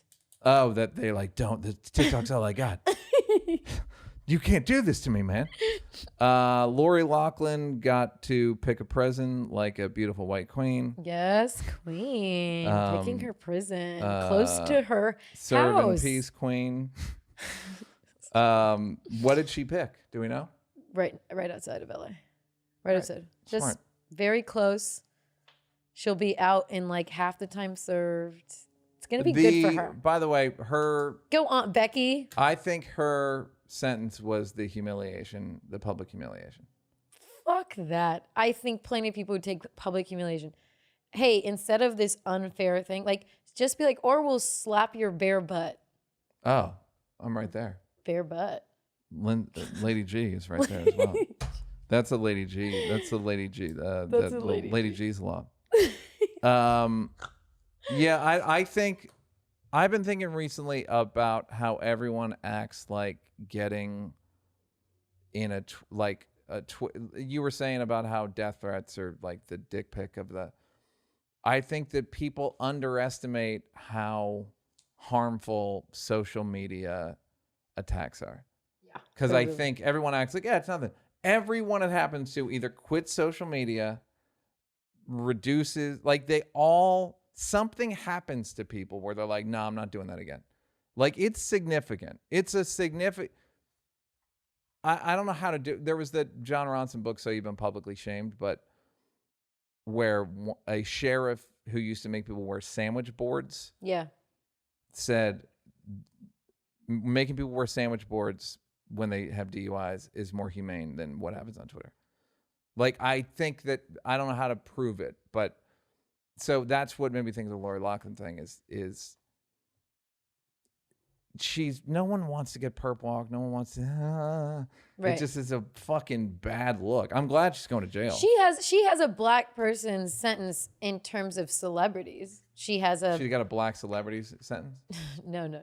This is a white celebrity. No, what do you mean? I mean like a black person who commits a crime, how they get punished worse than a white one on average. Mm-hmm. She has.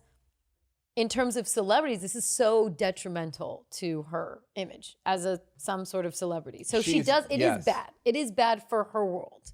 It's not PR, bad for. It's I mean, she got kicked off the show. It's just a nightmare all around for her with this little tiny bubble she's in. Yes, she has a terrible sentence, but like a lot of celebrities have done fucked up shit, and we don't talk about it. And they just got off, and it didn't catch fire. It didn't do anything. You know. So in that sense, compared to her life, but I don't know. I think there's something about serving an insane amount of time that like you'd look back and be like publicly shamed. Much better. But what I'm saying, I think you're confirming what I said also, which is that her career is over. Yeah, for sure. Like that's a tough one. For her world, it's the worst. Yeah. So that's what I mean by like, well, that she served. It's not time. I'm happy. Like, go away. But at the same time, it's the punishment is like before the sentence. The punishment of getting pilloried publicly and getting bounced off shows. It's like, the thing is, I actually don't. I think it's a really harsh sentence. I don't think it's something. 2 months. I think it's a harsh sentence. It's more that I think everybody everywhere who has been in trouble for trying to get their kids in a school somehow, like, I don't think we should send them to jail. It's not so much that like she should get a harsher sentence. It's that other people should get a more lenient sentence, you know? Because there's something you have to uphold. I don't think it's about I think it's school. corrupt. It's just a form of corruption. For sure, but like, And it's a RICO law. I'm kidding. so RICO no, but I mean, case. what do you do? People shouldn't. That's fucked up. It was fucked up. It's fucked up in a way that I feel like rich people have been doing a long time. Yeah. And it's like insider trading where yeah. It's just like, well, just you're the one. you Sorry, live by- Martha. yeah. It's fucking live by it, die by it. I mean, Martha was bullshit, but No, but she you can tell when someone has an insider tip and has insider traded. You can tell. most of them do. The stock market is so corrupt. Yeah. It's all inside. And then Dude, did you ever watch Greed? Greed. On MSNBC? Yeah. Oh man, there's whatever. Yeah, they're all. But It's all. like, It's. there's one of You them. look at the stock market going up since the pandemic, and you go, "Oh, this is so wrong, so That's- immoral," and that's a- it's a different game. And it's so funny how we think the stock market is a reflection of how the strength and the health of our I economy. don't think people are going to think that anymore. It's bullshit. They It's literally moved like it. it's bullshit. They moved it from the front of the failing New York Times. It used to be on the front, and since they did it for like the first 3 weeks, and then they just That's just some rich buried it people because shit. they were like, It's like, "This is not." We're doing so good. Yeah. It's like it's a fundraiser for rich people that they're like, and we look at the tote Highest- board, wait, it's- 27,000 points. They're like, Yeah, just like take that shit. you're getting more money than an extra layer of money you don't need. The kid on Cheer was a child molester. Okay. It's pretty cool. Again, I feel like what was fun? Here's my arc with the kid on Cheer. The fact that everyone in LA was like, I'm obsessed with Cheer, and I'm gonna have him on. He went to the Vanity Fair Oscar party, and it's like, what do you know about this person? Nothing. You just think he's sassy, and it's like, you don't fucking know shit about this guy. And it turns out he was soliciting 12 and 13-year-olds to send him. yeah, if you're a celebrity, it's like no one. The guy from Cody from Step by Step, wife beater. What? What? It's just you don't know people. He went from step by step to hand. Come on, give me some. Give me some. I can't help it. My brain just What kicks about him the out. LeBron Cop shit? I- asking him to donate Villanueva. Yeah. It's like He's just these cops are lost. They're just lost. They're fucking lost. They can't. You want to talk about not being able to take a punch? They're dazed and they're like, "Why you? I'm calling in sick, and I'm gonna retire. I'll show you." It's just like you're fucking lost. It's like you that were a villain- ding dong to begin right. with, and who's getting walked out of the courtroom going yeah, like, just like "You won't get away with it." Yeah. Yes. They're um, lost. They've got RMP cops. My very close and personal friend, Punkie Johnson, is cast as one of the new members of SNL. Wonderful. I had no idea. I know Punkie. Whenever I saw her do stand-up, she was drunk, so I ignored her. Shut up. This is years ago. Everybody's drunk. Not Tiger Dad. But you said that she does a lot of characters, and I wish Her I'd known because I characters would have are- recommended her. But her she didn't characters- need it. No, and the nice thing, she's honestly the most humble person at the store because she was always like, I don't want a favor. I don't want to ask, Adam to get me past. I'm going to do it on my own when I'm ready. Like, never use the fact that she's a charming, awesome person to get her in anywhere. She was just like, I'm on my own timeline. I don't want to owe anybody anything. And just went out for SNL. She does insane characters. She doesn't, I think for her tape, most people are like, this is, Joe Biden. Yeah. Hers was like, this is my impression of a bitch that wants to go get, like, it was just like, she was like, those are the impressions I can do. I can't do an impression of someone I know. So, and it was funny. So the only thing I didn't like, so I'm very excited for her. I'm very Yeah, it's and it's fucking like the awesome. only reason why I'm gonna watch SNL. No offense. But there was an article that was like SNL gayest Yeah, I season know. ever. And I was low-key offended. Gayest season? How about funniest season? How about something else? Gayest season. Is Chris Kattan back on the show? Folks, from the... you Mango. can't rewrite these. Mango. You know, what gayest season ever? It just seems so like, ugh, to boil down and marginalize someone. Like, you lick pussy sometimes. I think I don't like well, talk to the audience. It's all Imagine the same thing. Imagine though if someone was like blackest season, most Asian season ever. No, they would never do that. But gayest season ever, it's just like I think they would. blackest season. I think maybe, there's a show called Blackish. maybe Essence could make an article like that. The blackest is ABC black was as like it's ever ABC been. Today. The thing? blackest, the blackest fucking, Blackish is already a show. Like, I buy your offense, Thank but I'm not paying top dollar for it. you. I will buy it. You buy it on discount. I'm buying it at Ross. I told you I went to Ross, right? Why? Oh yeah, you were like, they have furniture. I'm like, They have you've been furniture. rich for I got so long. I got NBA socks that are He like not at literally was all like, NBA you socks. know, I'm talking to the people. He was like, hey, have you been to Ross? They have furniture. Ross has furniture, gang. Not even a sponsor. Oh, you're so rich. It's exciting. Not even a sponsor. What if Ross they were is our exciting. sponsor? I would love it if Ross was our sponsor. It's life. Do you Life love could never it? be. God doesn't like us like that. Chris Rock has a learning disorder. What? Why did you just dry snitch on your friend? It was he dry snitched on himself. Okay. We're gonna have him on the show, and we'll talk about it. Oh my God, really? Yeah, we're gonna do I have so many questions. Can I ask questions? I No, have so many. we're gonna play. No, well, what? of course you can, but we're gonna play the game we played with Blake, where I'm gonna cue. He has so many stories that he doesn't know how funny they are and how crazy they are. So I'm gonna play true or false, Okay. and you can, you will, and then he'll tell the story. Okay. All right. Doc Watch, Social Dilemma, obviously Nightmare. Just, I was like, ugh. It's social media's atrocious and It will be irredeemable. the end of us. Irredeemable, and it's a Frankenstein's monster. Mark Zuckerberg's Frankenstein, and he's acting like the monster that's ravaging the hillside. Is like, no, you don't. He's bringing communities together. He brought you apples and fluids. He brought you why the torches.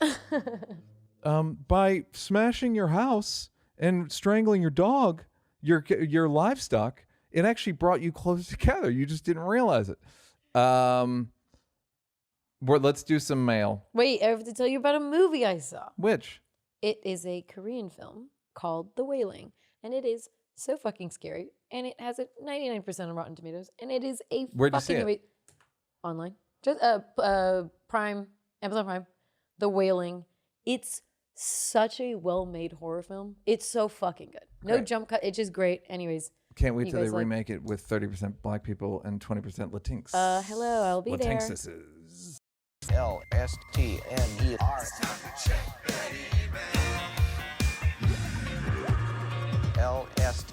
LSTNER. You got mail. Oh, that's nice. Okay. Okay. Let me open by saying that we're not going to read as much hate mail anymore because people are trying to extort us with things we've already said. It's like we'll say something about fat people.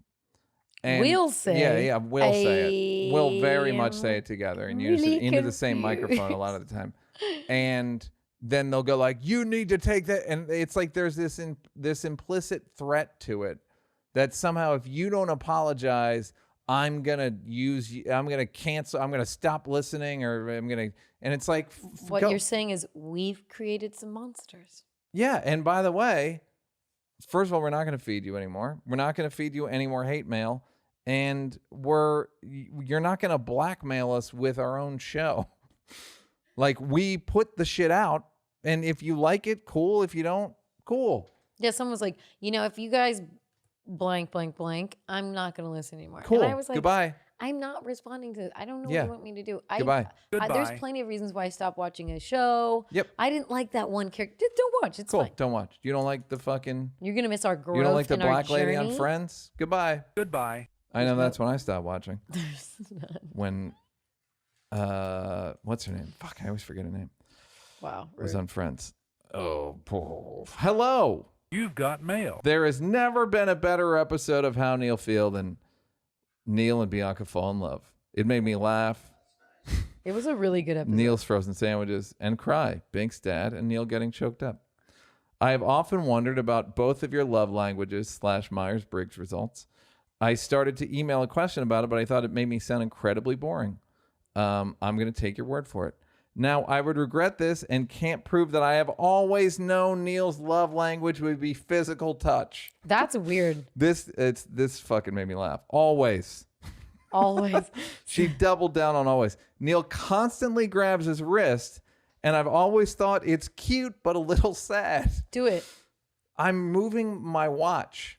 Ew, that's your touching. You're like, I'm here, Neal. But here's what Thanks, she thinks. Neal. No. But she thinks Neal constantly grabs his wrist, and I've always thought it's cute but a little sad. I hope you find someone that makes you happy and holds your hand. You loser. You sound like such a loser. Love you from her both. point of view. If anyone would come and just hold my hand, it manifests so itself.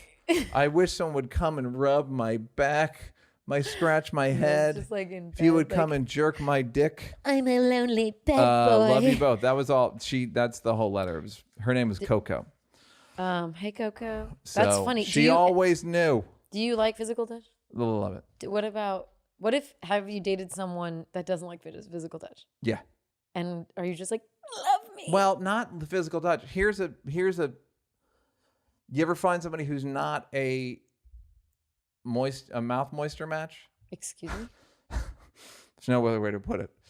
Someone Like who's not too a sloppy-doppy? mouth moisture match. Someone Like they're who is too sloppy or too dry? one or the other. something? Yes.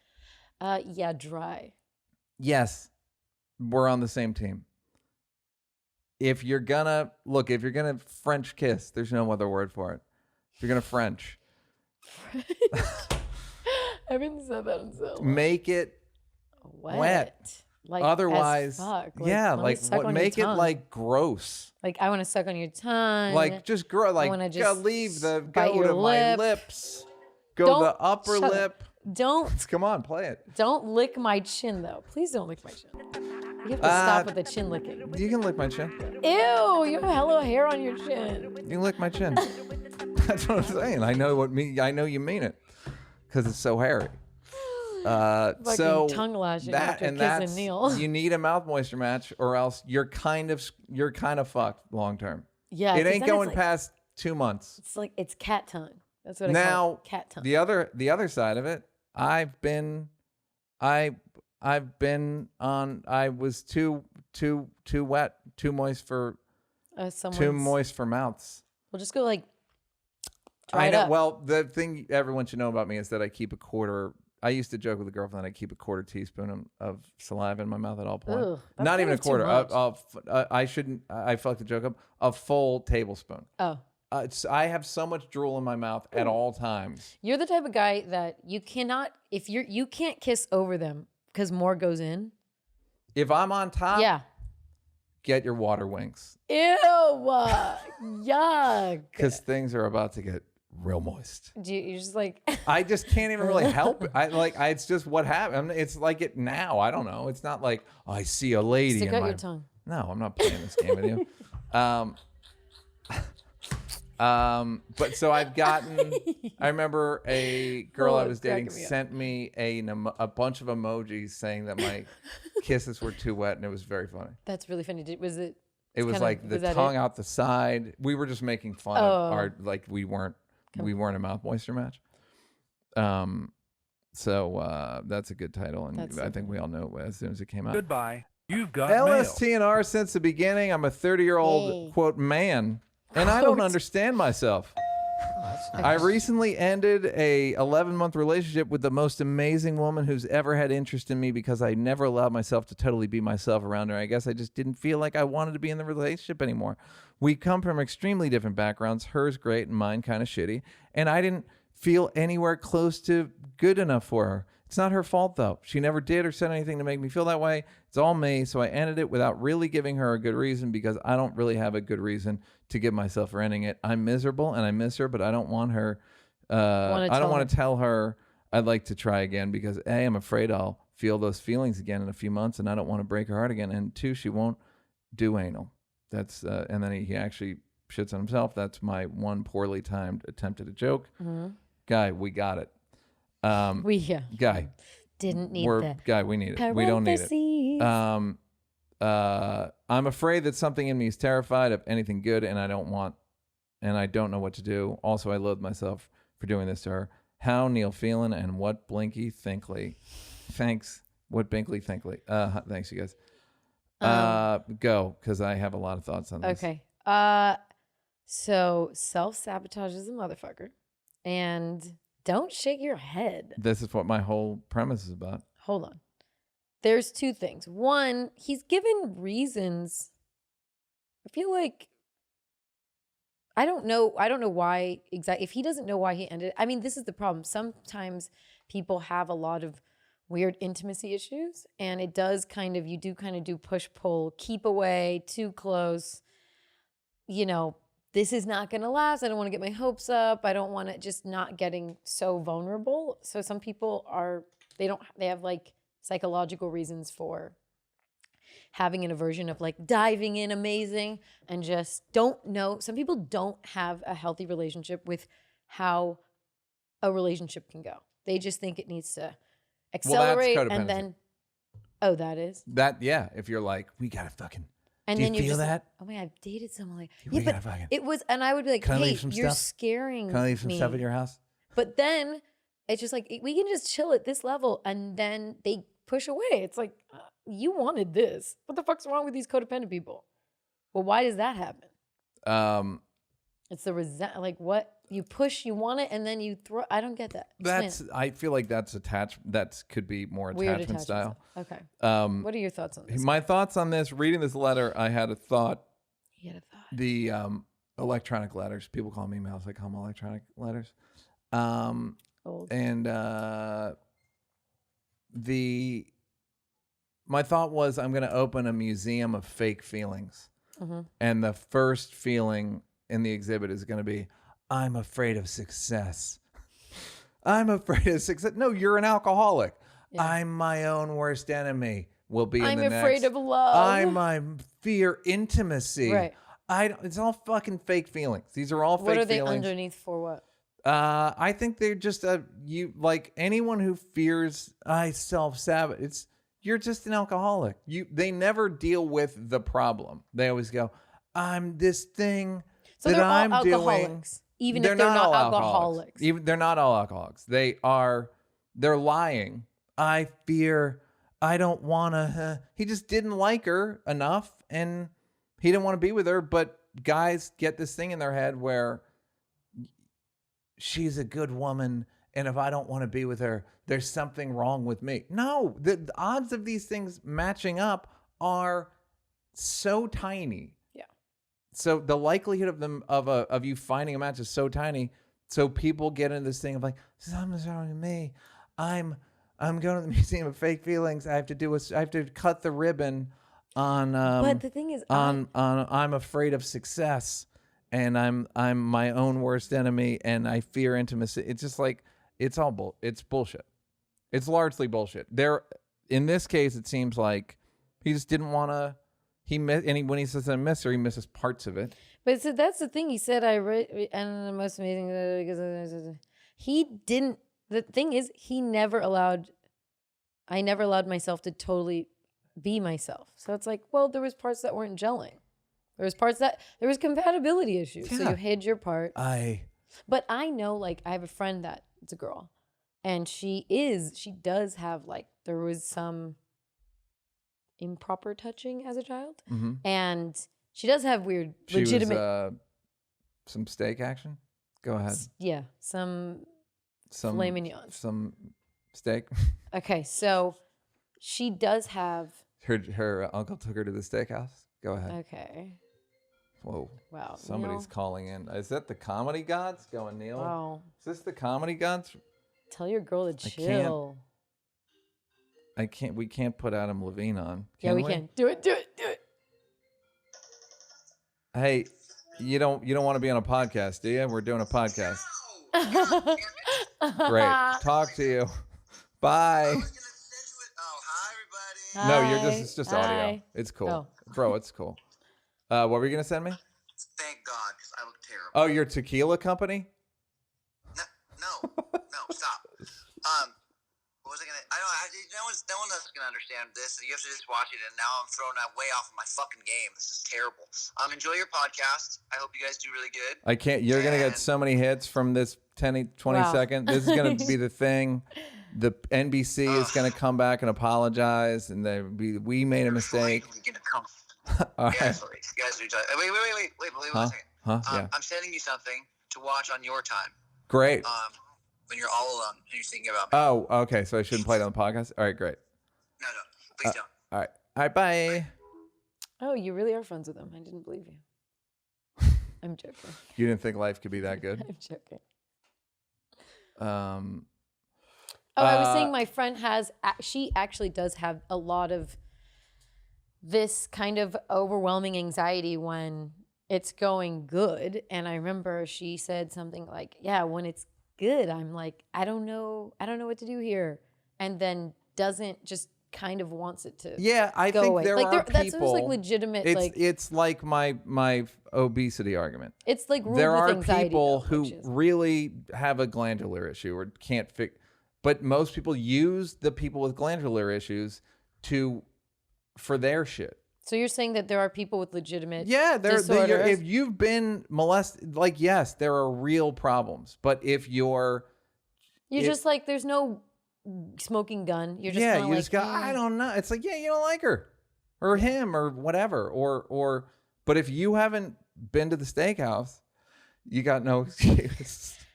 I'm sorry. If an elder didn't take you to a steakhouse, then you can't say that you have an underlying. No, also in the Museum of Fake Feelings, I love too much. That's going into the fake feelings. It's not you, it's me. That's a fake feeling. This is like that Snickers commercial from the 90s where they were like, everyone like went and got a breakable thing. They're like, can I get it? It's not you, it's me. And then they people were just mad. I love that commercial. Yeah. Because it's bullshit. Because people are like, don't bullshit me. Yeah. It's just a fake. Tell me There's why so we're much not self-help that people go, oh, I'm going to use that. I'm going to use that as my excuse. I'm like, it's fucking not an excuse. It's not apt. It's not apropos to your thing. There's so many more and I can't remember. Goodbye. Okay. You've Good got job. mail. Neal, Bianca, LST, and all that. Big fan, really. I recently got out of a complicated but very serious relationship of nearly 7 years. Went to college and dated during and post school. For a couple of years, I had hesitated to take the logical next step, such as moving in together and thinking about proposing. It wasn't until we spent a few months apart during COVID that I realized my relationship just wasn't right for us. And upon returning to the same city in May, I ended the relationship. This guy's a fucking mensch, or I think it's a guy. Ultimately, I think we had been making it work out of convenience and codependence, but when things got a little less easy, it became evident to me that the relationship created more stress and anxiety for me than a healthy relationship should, and I felt confident and secure in the decision to end the relationship. Okay, he meets other people. Things happen.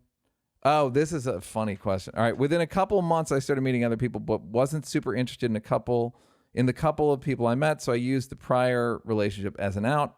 Just got out of a long relationship. That's not a fake feeling. No, but that's fine. You can lie to people. That's just a lie that is useful. Not sure if I'm ready for anything serious. Around a month ago, I met a girl that I really like a lot. By all indications, she feels the same way. Think we are both happy with how things are moving along, and I don't want to rock the boat too much, but part of me feels like I'm hiding something from her, that the last relationship I was in lasted 7 years, and then it ended less than 6 weeks ago. My question is, at what point is it appropriate, if at all, to tell this girl about my previous relationship? And then he goes on. I don't think you ever tell her. No, just I think you keep it a secret. No fucking you could have told her on the phone. tell her, yeah, I dated you 6 months ago. You know, we're like. I also don't believe in rebounds. I Oh, don't, 100% they're real. I don't believe it. I don't believe in that. I don't believe that if you date someone seriously, the next person you meet within a certain window cannot be serious. No, I don't think that at all. What I think is that there are people who break up from a serious relationship and they don't, in that serious relationship, in the breakup, there is some shit that they're not dealing with, or they don't want to address, or they don't have the skills to really process why they did that, why blah, blah, blah, blah, blah. So instead of, it's almost like a drug fiend, like that anxiety and that like thing creeps, so they take more drugs. People are addicts not because they love it, but because they don't want to go through the detox. So people, not everybody that jumps into something quickly right after, but there are a lot of people, if you have underlying issues, you're not detoxing. You don't want to like deal with the reality of and process what happened in the last relationship. So you just fill it in. And you're like, cool, actually, I have a boyfriend or whatever. And they make you feel good. They make you feel wanted. They fill the hole. And you never go through that detox because it sucks. And you just have to do monkey bars onto the next. That is real. And that is a fucking rebound, because I, at a very young age, knew that, ooh, this doesn't feel good when it ends. You know, whether it was me breaking up or not. And I made They broke up with you. No. Obviously. Spoken like someone who got broken up with. Go ahead. I have been broken Otherwise, it feels great. No, it doesn't. Okay. And I knew, like, I purposefully, if I date someone seriously, I don't date someone for months on purpose, just in case I'm like not processing Repeating the habits. And I've never dated down, ever. I've never dated the same. I've always dated someone like a Latinx. Go ahead. Shut up.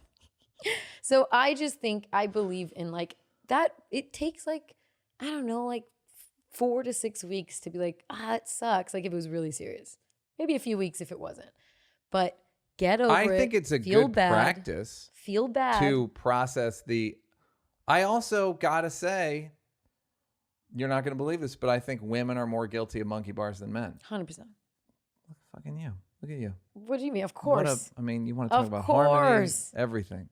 Yeah, are we falling in love? No, of course men love really hard.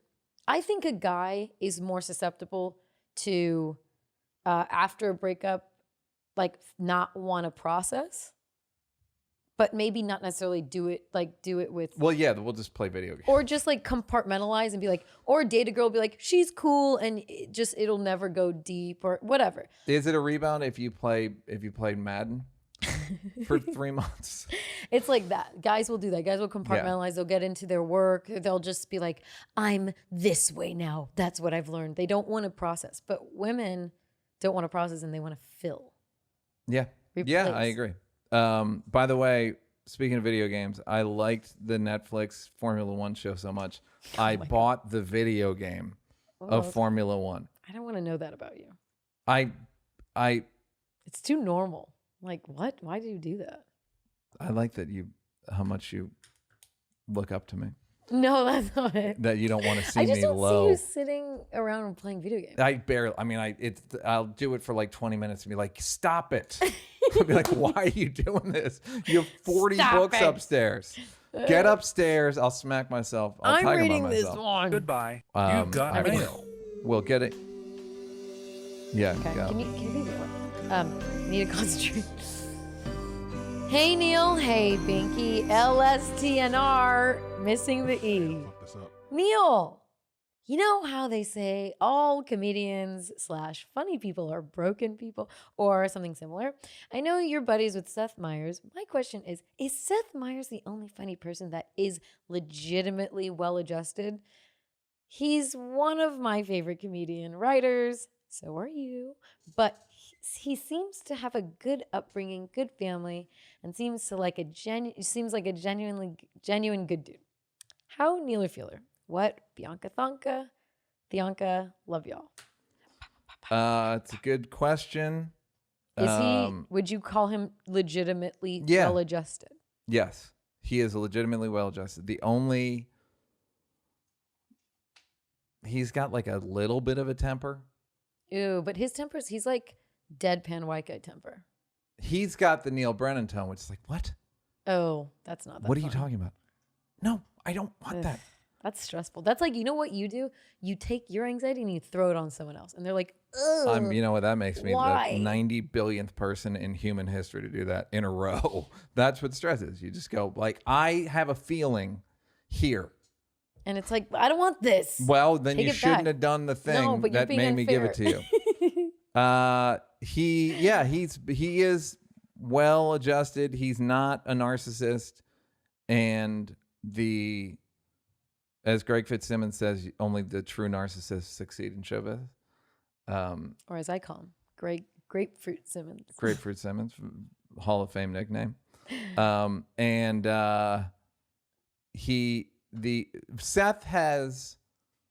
He's very sweet and charming. Oh, he seems like it. He's not like high wattage, Cat Williams or Kevin Hart or Dave or who's it, Ellen, like where it's just fucking like, God damn, it's like instant charisma. He has in some ways produced himself into a good career, which is like the lesson I took from him, which is like, okay, so he was doing on SNL and then he became the best writer there. Then he got Update and he got Update by writing the best jokes. He wasn't especially good as like a feature on Update, but he auditioned for the thing. And then Correspondence Dinner was like a big break for him. And the reason he produced it well by getting me, Mulaney, Bays, and a bunch of other guys that are really good writers to write jokes with him, Shoemaker, him, and like, it's like building blocks of, instead of like, I'll just go out and see what happens. He's like, there are guys like Dave can just go out and see what happens. And Seth's not one of them. Seth can do, like, he's great and all, thinking improv and all that stuff, but he's like you. He's like prepared. Yes. He's more charming than I am, but You're charming. Yeah, I know. It's backhanded. It's side door charm. Comedian. It's you don't know that I'm being charming, then you're like, I want to see him again. I don't know. I don't know what it is. Specific. I never want to see him play video games because they're beneath him. Like a Latinx. Listen, the Latinx love the video games. So funny. It's not racist, but man, no, it feels like it. But it's it really feels like it. So, but most comedians, if the pandemic has taught us one thing, are damaged people. And somebody asks like, why are all the, and it's like, because the whole job is pushing transgression, is being transgressive and seeing where the line is. Yeah. And sometimes habitual line stepper, you cross it. Goodbye. You've got mail. Hi, Neal and Bianca. Hi. That Jessica Krug controversy brings to mind the fact that Italian Americans of Sicilian heritage have 10% sub-Saharan, that is black DNA. They're Moors. Should a Sicilian American like Sebastian be able to self-identify as a black comic? What? If not, what would be the DNA percentage that would allow someone to identify as a member of a particular race or ethnicity? I don't know, sir. Stay tuned for the 2024 Oscars when that becomes a thing. They're going to be like, people will take blood they're going to find, it'll be like tax regulation. Yeah, it's where like, the offshore, we had a black guy do the voice and we mixed that into the pitch of the crowds. Like, that's what's going to happen. By the way, Sebastian used to do the black room at the store and would always do well. Yeah, he did good. Because there's a lot of like blacks. You can go like, blacks and Italians. Yeah. We like, Bronx Tale. Yeah. Goodbye. Hey guys, You've got mail. LSTXYZ. All right, I don't love it. In the last episode, Neal, you mentioned that you had an instinct about crowd work and that you could tell what kind of a person that someone is. I'm sure you have a stronger recognition of things with the practice of crowd works, but how can you measure that? When do you find out if you're, quote, right or wrong? What are your thoughts on your own observation? Curious on Bianca's thoughts as well, having seen so much stand-up Binks. Love ya. How gnarly furly and what hottie thoughty. Don't mind if I do. Don't mind if I do. I actually had the thought that I figured out a dating hack. Tell me. Women always say that men talk too much on dates. They do? I think I talk a lot. I think it's binary. I think it's one. Yeah. Somebody talks. Somebody talks too much. And I think women always say, like, men just, I went on a date with him, he just wouldn't shut up. What I found is if you find yourself talking a lot on a date, start talking about her. Just start making observations. Going like, let me guess.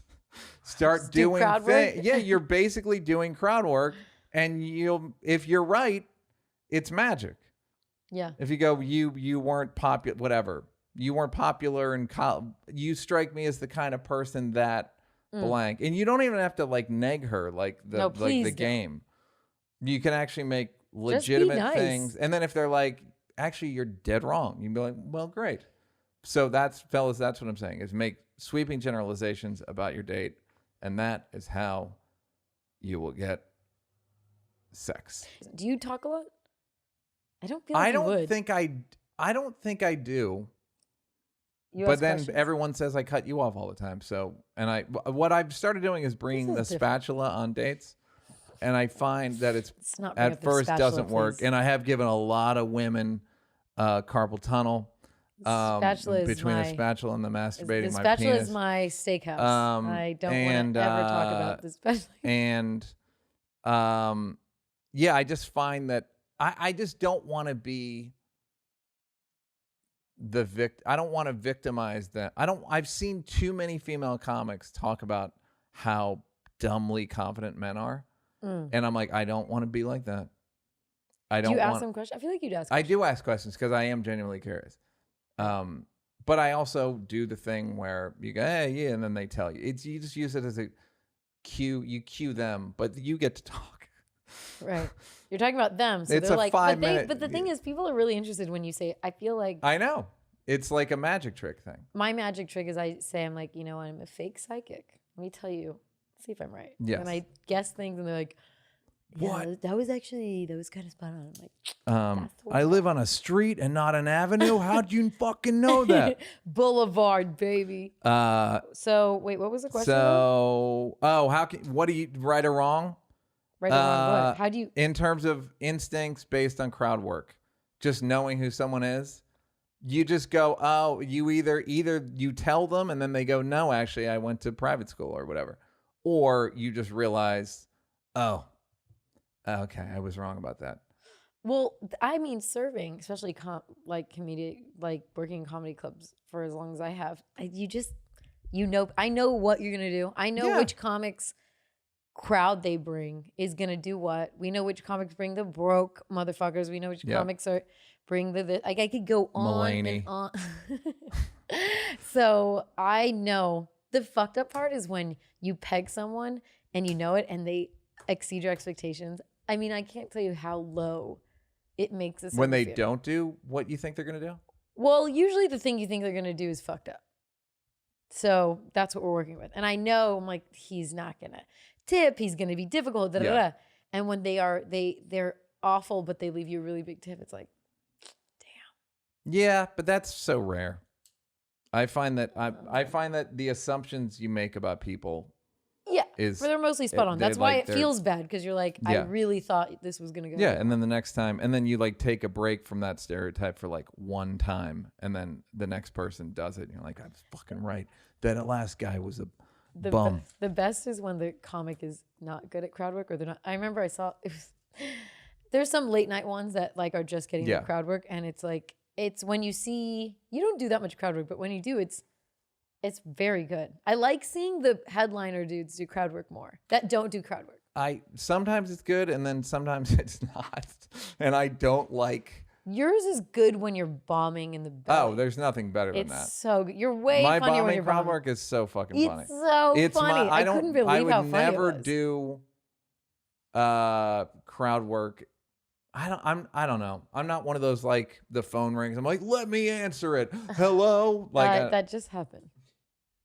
I would never do. That wasn't me. I barely recognized the guy who did that. That's another from the Museum of Fake Feelings. Right. I'm a different. Who is that? I can't relate to that person at all. That was you. No, that's absolutely you. Same guy, same license. One time, Sebastian was like, "Hey, guy, you want?" And he said, and the guy was like, and then he was like, "Don't talk to me. Don't bring me in your set." Sebastian did. He was like, "Oh, okay." He did this 100 times. I was like, Sebastian's crowd work is funny, but sometimes it doesn't work. No, it doesn't always. Yeah, it's funny when it doesn't work. Sebastian's like me in that he doesn't like when the crowd is yappy. Yeah. He's like not. He'll go like guy. Yeah. Guy. Yeah. And then he'll try to shut it down. Like, look, this jerk off. Fucking. Like, he gets impatient and pissy the way I do. That's the mark of a great comedian. Yep. You get impatient and pissy. And, goodbye. You've got mail. Hey, Nee and Bianca. All right. K-N-E-E and Bianca. So funny. Not bad. LSTNER. I broke up with my girlfriend as I moved to a new city almost a year ago. But ever since, I've been struggling with dating apps because I feel like I have no game. Reasons being, I grew up in a heavily Christian environment and feel shame around sex in general. And the aforementioned girlfriend is the only girl I've ever been sexual with. Oh, and God. I still feel a little out of the loop with dating and hookups. You've just set this guy back 6 months with yikes and oh God. Oh, sorry. In the background. Yikes. Sorry. Poor. Best of luck, pal. I do not have problems getting matches, but I mainly just end up making small talk that turns into nothing. I feel like I'd be way better at this in person, but I'm stuck with apps given the Rona. Question, is there a formula I should be following? I really just don't know how to initiate most of the time. HowNealFeel and what Bianca think. Okay, just say, hey, you want to meet up? No. What do you mean no? Too early. What do you mean too You early? can't open with, hey, you want to meet up. No, oh my God, no. But he's saying that he's like, I mainly end up just, the amount of times, sometimes I have to do that. I'm just like, it's like asking me too many questions. I'm like, dude, how was your day? Great. How's it like after, let's say, a week of talking? And then it's just still like, oh, how do you want to meet up or not? Like, I don't want to keep talking. I think he'd be better off saying, like, literally just say, hey, there was in the New York Times, the failing New York Times, there was a 37 question things to fall in love. Just ask her one of them. Ask her one. They're great questions. I know, but the problem is there was a show a few years back called The Pickup Artist. Oh, it was a reality show. I've read the book. Ew, no. You used to watch the show religiously? And then after that fucking show came out, dudes would be like, okay, girls, so would you rather... A girl or titty popped out in the parking lot. There was a fight. That was always the one. No, but the ones we did were real. You're asking the person a real question. I know, but like honest, okay, I'm gonna be real. If we match and you were like, who's a dream dinner date, I would delete. You don't ask. You say there was a thing in the New York Times. Okay. The failing New York Times. Yeah. And then you say, you do the question. You answer first, then I'll answer. Do one at a time. It's a lot of work. I think it's worth it. Maybe. Because you are. He doesn't have a problem with small talk. It turns into nothing. I just feel like I'd be way better at this in person, but I'm stuck. But again, that's from the Museum of Fake Feelings. Oh man, I can't. I can't get my shit off. Don't just Museum of Fake Feelings, everyone. Everyone's Neal. going. I mean, it's going to be a hit museum. Next to the Museum of Tolerance. Yeah. So. Yeah, you have to get them. And another thing I've noticed is when if I'm asking a girl a question, she'll be like, I feel like this is a job interview. That is a dead giveaway that we have bad chemistry. Ooh. Because if it shouldn't feel like a job interview, because I'm asking you I'm trying to get to know you, and you're fucking boring. Oh, yeah, and that don't for sure. Ask or don't tell.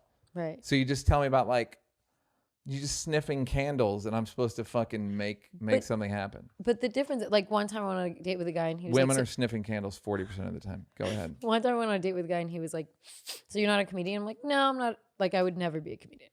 He was like, why not? It would be good for your career. I'm like, I have so many good close friends that are very good comedians, and I think it'd be disrespectful to say, I could do that. Yeah. Like, if I don't have that in me, and I worked around comedy, I've been a fan of comedy for years, it's like delusional. I don't like that. And he was like, he wouldn't stop. He kept go every angle. Well, that's just bombing. He's just bombing. Okay. Also, he wants to be a comedian. Oh yeah, he's like, why? Yeah, Like, I don't it's like fucking I can know. already. He's like, no, he wants to be a comedian. Huh. By the way, I got a DM on Instagram that I wish I erased it so quickly, and I was Wow, like, what fuck, I was wish it? I sent it to Why you. you did? Yeah. It was from a guy who I met when we were filming Half Baked, and he had a movie idea for me. Oh my god. What So it's was like, dog, Sorry. I just erased it so quick. My body, Neal, you didn't even read it? I'm like a cop Did he who pitch it just to you? shoots.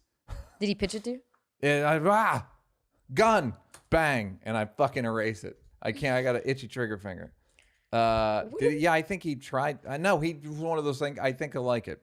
You don't know. Listen, you pushing 2 weeks at grandma's, and 2 you weeks- can't even first of listen all, to the bird, guys. the fucking bird, the bird with the mask was a hit. Spade wanted it in. Spade wanted it immediately. It's a big star. He had the number one movie of the year. He wants in. He had like a part for himself. That's so for the funny. He's the bird. for the Unmasked. No, he slowed them. Goodbye. You've got mail. Hello, Neal, Bianca, RSTNL. I have a question for Neal. That's yeah. nice. One of my favorite shows growing up was All That, and Oh I my found out God. recently that the show was one of your earlier writing gigs. Was the atmosphere? Now I have a movie to pitch you. What? Kidding. What was the atmosphere in the writers' room for the show? Do you have to change or dumb down up your writing style to make it kid friendly? Was it different than writing for something like SNL, The Daily Show? Yes. The environment was the 90s, mid 90s. When I hear about when I was yelling about the Adidas girl a couple weeks ago, the shit they used to do to me, they would throw shit at me in the writer's room. They would call me the boy. Ouch. Which is fucking funny. Oh, I just it's all just imagine a funny. No, I black know. person. It's just I'm 22, Yeah. 21. The executive producer of the show one time said, I should have fired you when I had the chance. Jokingly? Which is yes and no. Like he was joking, but it's like not, it's not warm. It's like very like, very fucking like hobbling you with, and it was cutthroat and like not very fun. And so which it shouldn't have been because it was my first job, and showbiz is hard. It's hard to write things. The only thing I would say in terms of what it's like, it's the same mechanism of being in a writer's room, which is everyone's talking about a scene or whatever, and you have an idea. I was new, so I wouldn't pitch it. And then somebody else would pitch the same idea and I'd be like, fucking, you could have pitched that. Yeah. And that was the thing it taught me, like, just pitch it. Just go. Throw it out there. Okay, but what about, let's say when a writer's is like, oh, what if he gets a job at a pretzel shop? Are people like, that's the stupidest fucking... No. It's They not just go, like... yeah, I don't know. Maybe they just go like... So it's not like... No one... a bad environment. It's hard to like shut the room down. Like, what? Right. It's like... Because it is this like, hey, let's brainstorm. It's like just hot potato. Okay. That's cool. Yeah. So it was like, it was a good first experience, but I wasn't honored I mean, it was like, Yeah. I made a really bad joke. So I thought like, I might get fired for that. Why? And I don't even, because I'll tell you what the joke was. It fits, I said this because it's anti-fat. Oh, I know. there was a head writer was a portly fellow, right?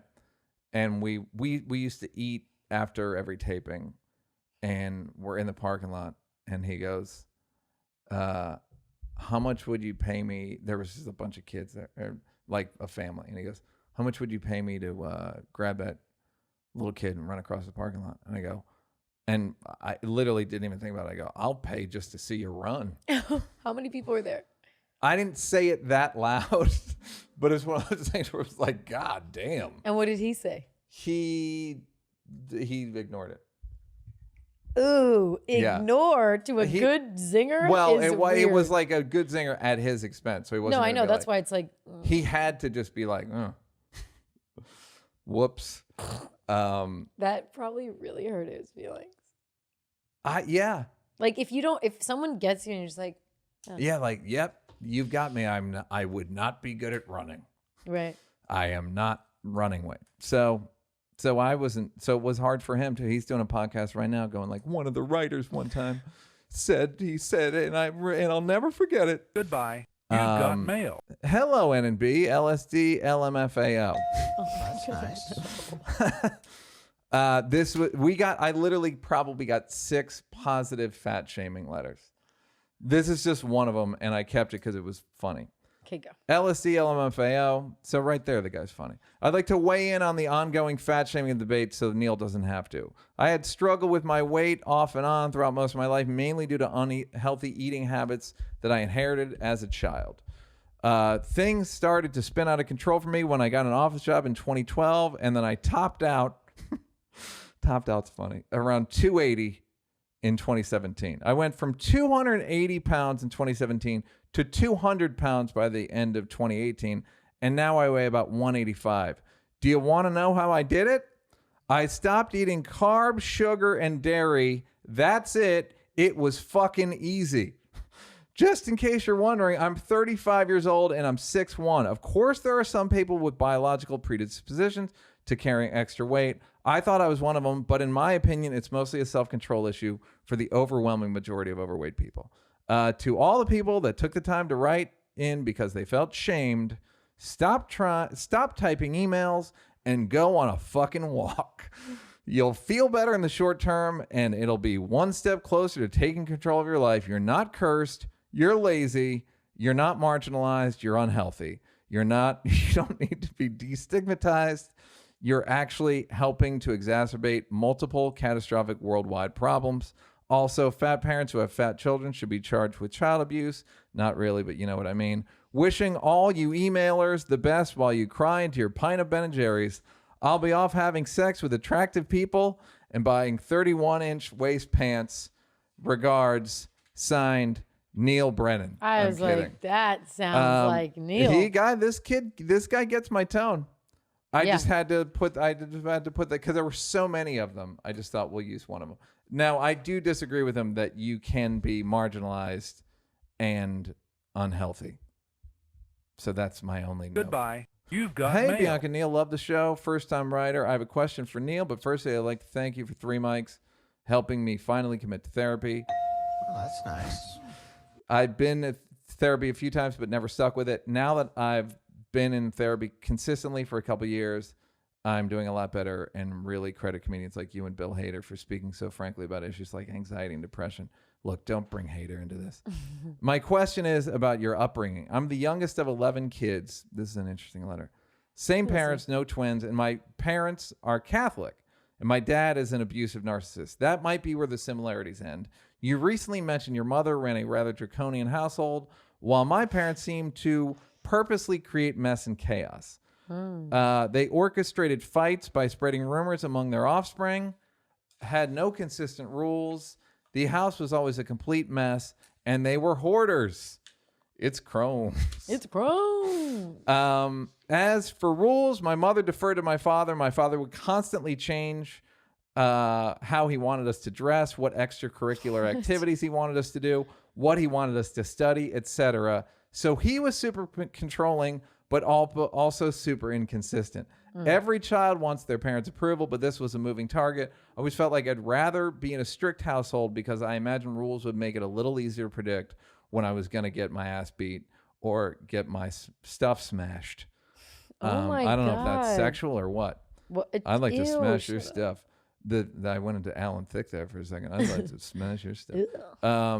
The similarities and differences between my upbringing and what you've described got me thinking, is an abusive home with consistent rules more or less damaging than a completely chaotic home? It sounds like you inherited some of your mother's obsession with order, rules, and planning, but I feel like I ended up obsessed with cleanliness and structure after escaping the chaos of my childhood home. I don't know if that's just part of who I am or a symptom of my upbringing. I'd be interested to hear what both of you think. Go. First of all, this is one of those cases where it's like where you go, you never know what someone's going through or something. Yeah. Like, that's fucking crazy. Stuff smash is and like, yeah, and also that's not even I don't think that's wildly uncommon. What? Having crazy parents. Oh, no. This is the variety she got. And yes, and then how it manifests itself. Somebody pointed out to me that they were like, so no one in your family is an alcoholic. Your dad's an alcoholic, but no one in your family is. And I was like, no, most of us don't even drink. Which is like, you're either doing it or not. Yeah. Whatever it is, I'm doing Skipping, that. Or you're like, or I'm, what's the opposite of that? I know the consequences of that action. Yes. Yeah. So you just got to hope you get a good, like, it's luck of the draw. And the thing that I think, the alcoholism thing, did she say he's an alcoholic? Alcoholism is a big, the abusive narcissists are inconsistent. Any mental illness, there's a ton of inconsistency. Yeah. Including alcoholism. And yeah. All right. Bianca, this is why we do the show. I'm just late. Listening. No, I got you. I really like. No, I got you. Look, I'm a great podcaster, and it's you. I wish I could listen to myself. I can only imagine. I just was thinking about inconsistent. I feel like most people, I think being a parent is just trying to mitigate how much of your shit you give to your kids, and then when you have a situation like he grew up in, I feel like somewhere like they're not even thinking about that. But for example, I think Teresa probably, I feel like all of her rules were, maybe it's a good faith interpretation, but I felt like they came from a good place. Like they wanted you to be like organized and have structures. Like it was never like, it's probably like, I want our kids to be organized, diligent, not relying on the it's like it's so it's, even though their tiger moms are good. My mom was very sad hearing that episode. She was like, I just can't yeah. She was very affected. Well, it was the Mothers best of the episode. world. But it's valuable. I mean, I'm successful partially due to motivation or my rigidness. For sure. But what are you, but you do have, I think maybe as a result of your childhood, Be issues. Careful. You bitch. Some like intimacy relationship issues. I don't know what you're talking. I mean, I don't, maybe, you know what I mean? Like, I don't know. You don't think it's the result? I guess I think that. But I feel like most of my relationship issues are human rights issues. But that comes from fairness. That comes from that fucking weird shit. But it also comes from a total lack of fairness.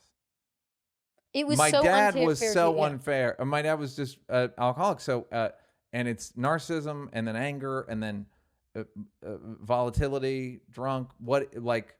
So you have to gauge as the child or anyone who deals with them, like, what are you right now, and how do I get out of that? Yeah. And it's so wrong and unfair to have to do that, and there's no consistency. So I want consistency with women. It's like Dave said, he's never met someone more obsessed with fairness than me. Yeah, but there's a reason why you're the outlier when it comes to fairness amongst people for the most part. You know, you care about it the most. Right. And no matter what it is, even if it's right, if you are the outlier of something, it's just harder to relate, you know. Well, on a certain want level. out, like you always say, where I want fairness in relationships, and you're like, it's not, no. It's not possible. It's not the place. You're just setting yourself up a losing game. You're playing a losing game, and you kind of know. Not if I break up with them first. No, I don't. But I do want consistency of behavior. That's fine, but you want it but to I don't a degree think you that want. I don't think. I think I can't have it from a woman. No. First of all, don't use me to go think some your weird shit about women. I'm saying that, like, hello, steakhouse. No, I think you can't have it from people. The amount you can fucking program yourself to be like, I will do this because this is. If you said, I need this behavior from you, I need it consistently, and the person said, well, then I need this. If I'm going to do this, I need this. If it was doable, you would say, okay, and then you would do it. Mm-hmm. But always with this fucking contest, always with this, like, but you better do yours because I will do mine. Yeah. You know? And that, I feel like you're just, that part, like, of your brain excels at doing that, whereas most people at some point, they're going to be inconsistent to a certain degree. I don't mind a little. I understand a little inconsistency, but when it's... But you just excel at it so much, and people are inconsistent. So right. You just excel at consistency. That it's just, to me, it's setting yourself up. I mean, like, you know, let's be real, like, scheduling sex. Now that is not good. See you at 8:45, future girlfriend. Yeah, that's the best idea I ever had. It's so funny to me. Okay. We talked about that, right? Yeah, of course. About, yeah. It's great. Endlessly. It's the best. Goodbye. You've got mail. Hi, Neal and Bianca. First-time emailer, long-time listener. This guy doesn't play any of the games. Your guys' podcast is so refreshing. Neal, you're like a funny older brother. Bianca, your honesty and insight about the world, especially around women and the issues they face, is heavily appreciated by me and my girlfriend. Hey, girl. She's even said that if a three-way situation were to pop off, you're a top candidate. Oh, wow. Really? High praise considering she's usually not into that stuff. Sorry, Neal. You're welcome to Falwell Jr. if you'd like. First of all, go fuck yourself. Ew, I'm only going to be there. Junior in the corner, bitch. You know when I'll be there? When? If we schedule it. Oh, and God. Also, I'm going to Falwell Jr. it, and then I'm going to extort all of you. I'm going to blackmail all of you with the tape. Not to mention, you're both fucking hilarious. Thank you. I have a situation I'd like to hear your thoughts on. My beautiful girlfriend is a proud, strong, cool black woman from Los Angeles. Uh-oh, is it me? I love that white women are never proud. It's only black women's proud. Well, white pride is weird. I know, you can't be proud of a white person. What are you proud of? Everything we've achieved. Women of my dreams, etc. I'm an easygoing, funny, yet quietly tortured white Polish ex-Catholic from Chicago. We met on Tinder 3 years ago and just clicked. One of those instances where a few months in, you feel like you've been going out for years in a good way. Everything about our relationship has been natural and healthy. We both learned lessons from the past and are open about what we want for the future. Blah, blah, blah, blah, blah. It's great. There's one sticky point, though. There always is. A couple of her friends do not like me because I'm white. They have said openly and aggressively to mutual friends, and it's made its way back to my girlfriend. It's a couple of her oldest and closest friends, one man and one woman. So there is a history, and they seem, aside from their feelings for me, to be really good and well-meaning friends who have been there for my girlfriend in the past. I tried to get some more details, thinking it was something I said or did that might have given the wrong impression. Nope. I'm told it purely has to do with my lack of melanin. Normally, cut to, I'm a soul. He starts putting blackface on. Normally, I keep my distance and be polite. What else can I do, really? But they are heavily involved in her life socially, so we have a lot of contact with them. They have recently started to go out of their way to bring up my whiteness and my privilege, understandably, given the injustices we've seen with George Floyd, Jacob Blake, Breonna Taylor. I'm not ignorant to our country's history and the double standards and the grossly unfair inequities women and POCs have had to face and sadly continue to face. This is, and by the way, there's a fresh page Oh my God. Jesus. Can we My question please. to you guys. I see a word barbecue. I'm like, It doesn't. no. They haven't mentioned you being long-winded, sir. There's nothing about them not What liking if you it's for that. only that? This motherfucker's Talks letters. so damn much. That white ass. Motherfuckers, loquacious, we got to kick him white. out the group text. My question to you guys is: does it make sense to reach out and try to do anything? A majority of POC friends tell me there's nothing I can do. Just ignore them and ride it out. A few friends have suggested sit down and see if I can get a download going. Just start a jam session. My white friends have told me to accuse them of reverse racism. Ooh, drop those white friends. Number one. Now, we need to turn on them. Racism. Reverse parent trap. Reverse. Maybe there's another option I'm not seeing. Luckily, no matter what, I know you guys are solid. I know things are solid between my girlfriend and I. In the end, that's what counts. Dude. He wants to try, and he thinks it's maybe the Catholic thing. I don't think... there's nothing you can do. You just got to eat. You just got to take that. They don't like you because they're white. Do you know how many people who are like black, Latin, whatever, and the family's like, hey, but they really are like, I just liked when he or she was with blank. I mean, everyone goes through it. Yeah. I feel like at least this day and age, we can be a little more open about when it's like a white guy with a woman of color. But well, I wonder... At least they're being upfront. They're not being upfront. He heard secondhand, but then he says that he could feel it's coming. Now they started talking about the current events. Well, what are they going to say? They can't. It's not leading to like a ring ceremony where they go like, it's official, motherfucker. It's lingering. You. But I would say, God, don't. He doesn't really have a choice. Do not sit down. And have a conversation with them. There are some people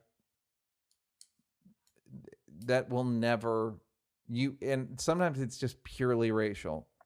They just will. I made my peace with the fact that like some black people are just never gonna fuck with me because, Some white people are never gonna fuck with you. Some white people, of course, but for the opposite thing. Yeah, or yes, or not, or they just don't like whatever. Yeah. It is frustrating because it's not fair, but it's immutable. There's fucking nothing you can do. There's just nothing you can do. You just have to. Eventually, it may pass.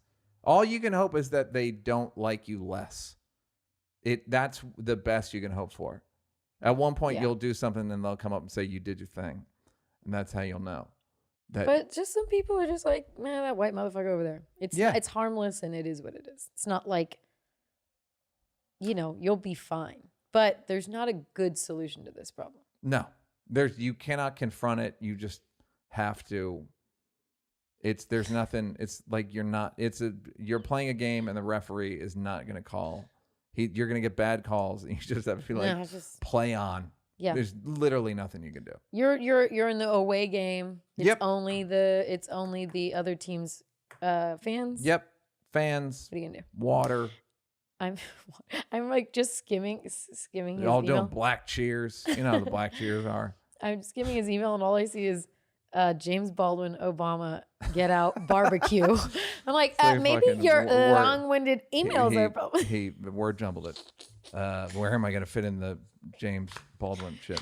Last time I checked, Bianca. What? A lot of people say, do you guys have to take this shit? To which I say, we do not. Rest in prudence, Queen. Goodbye.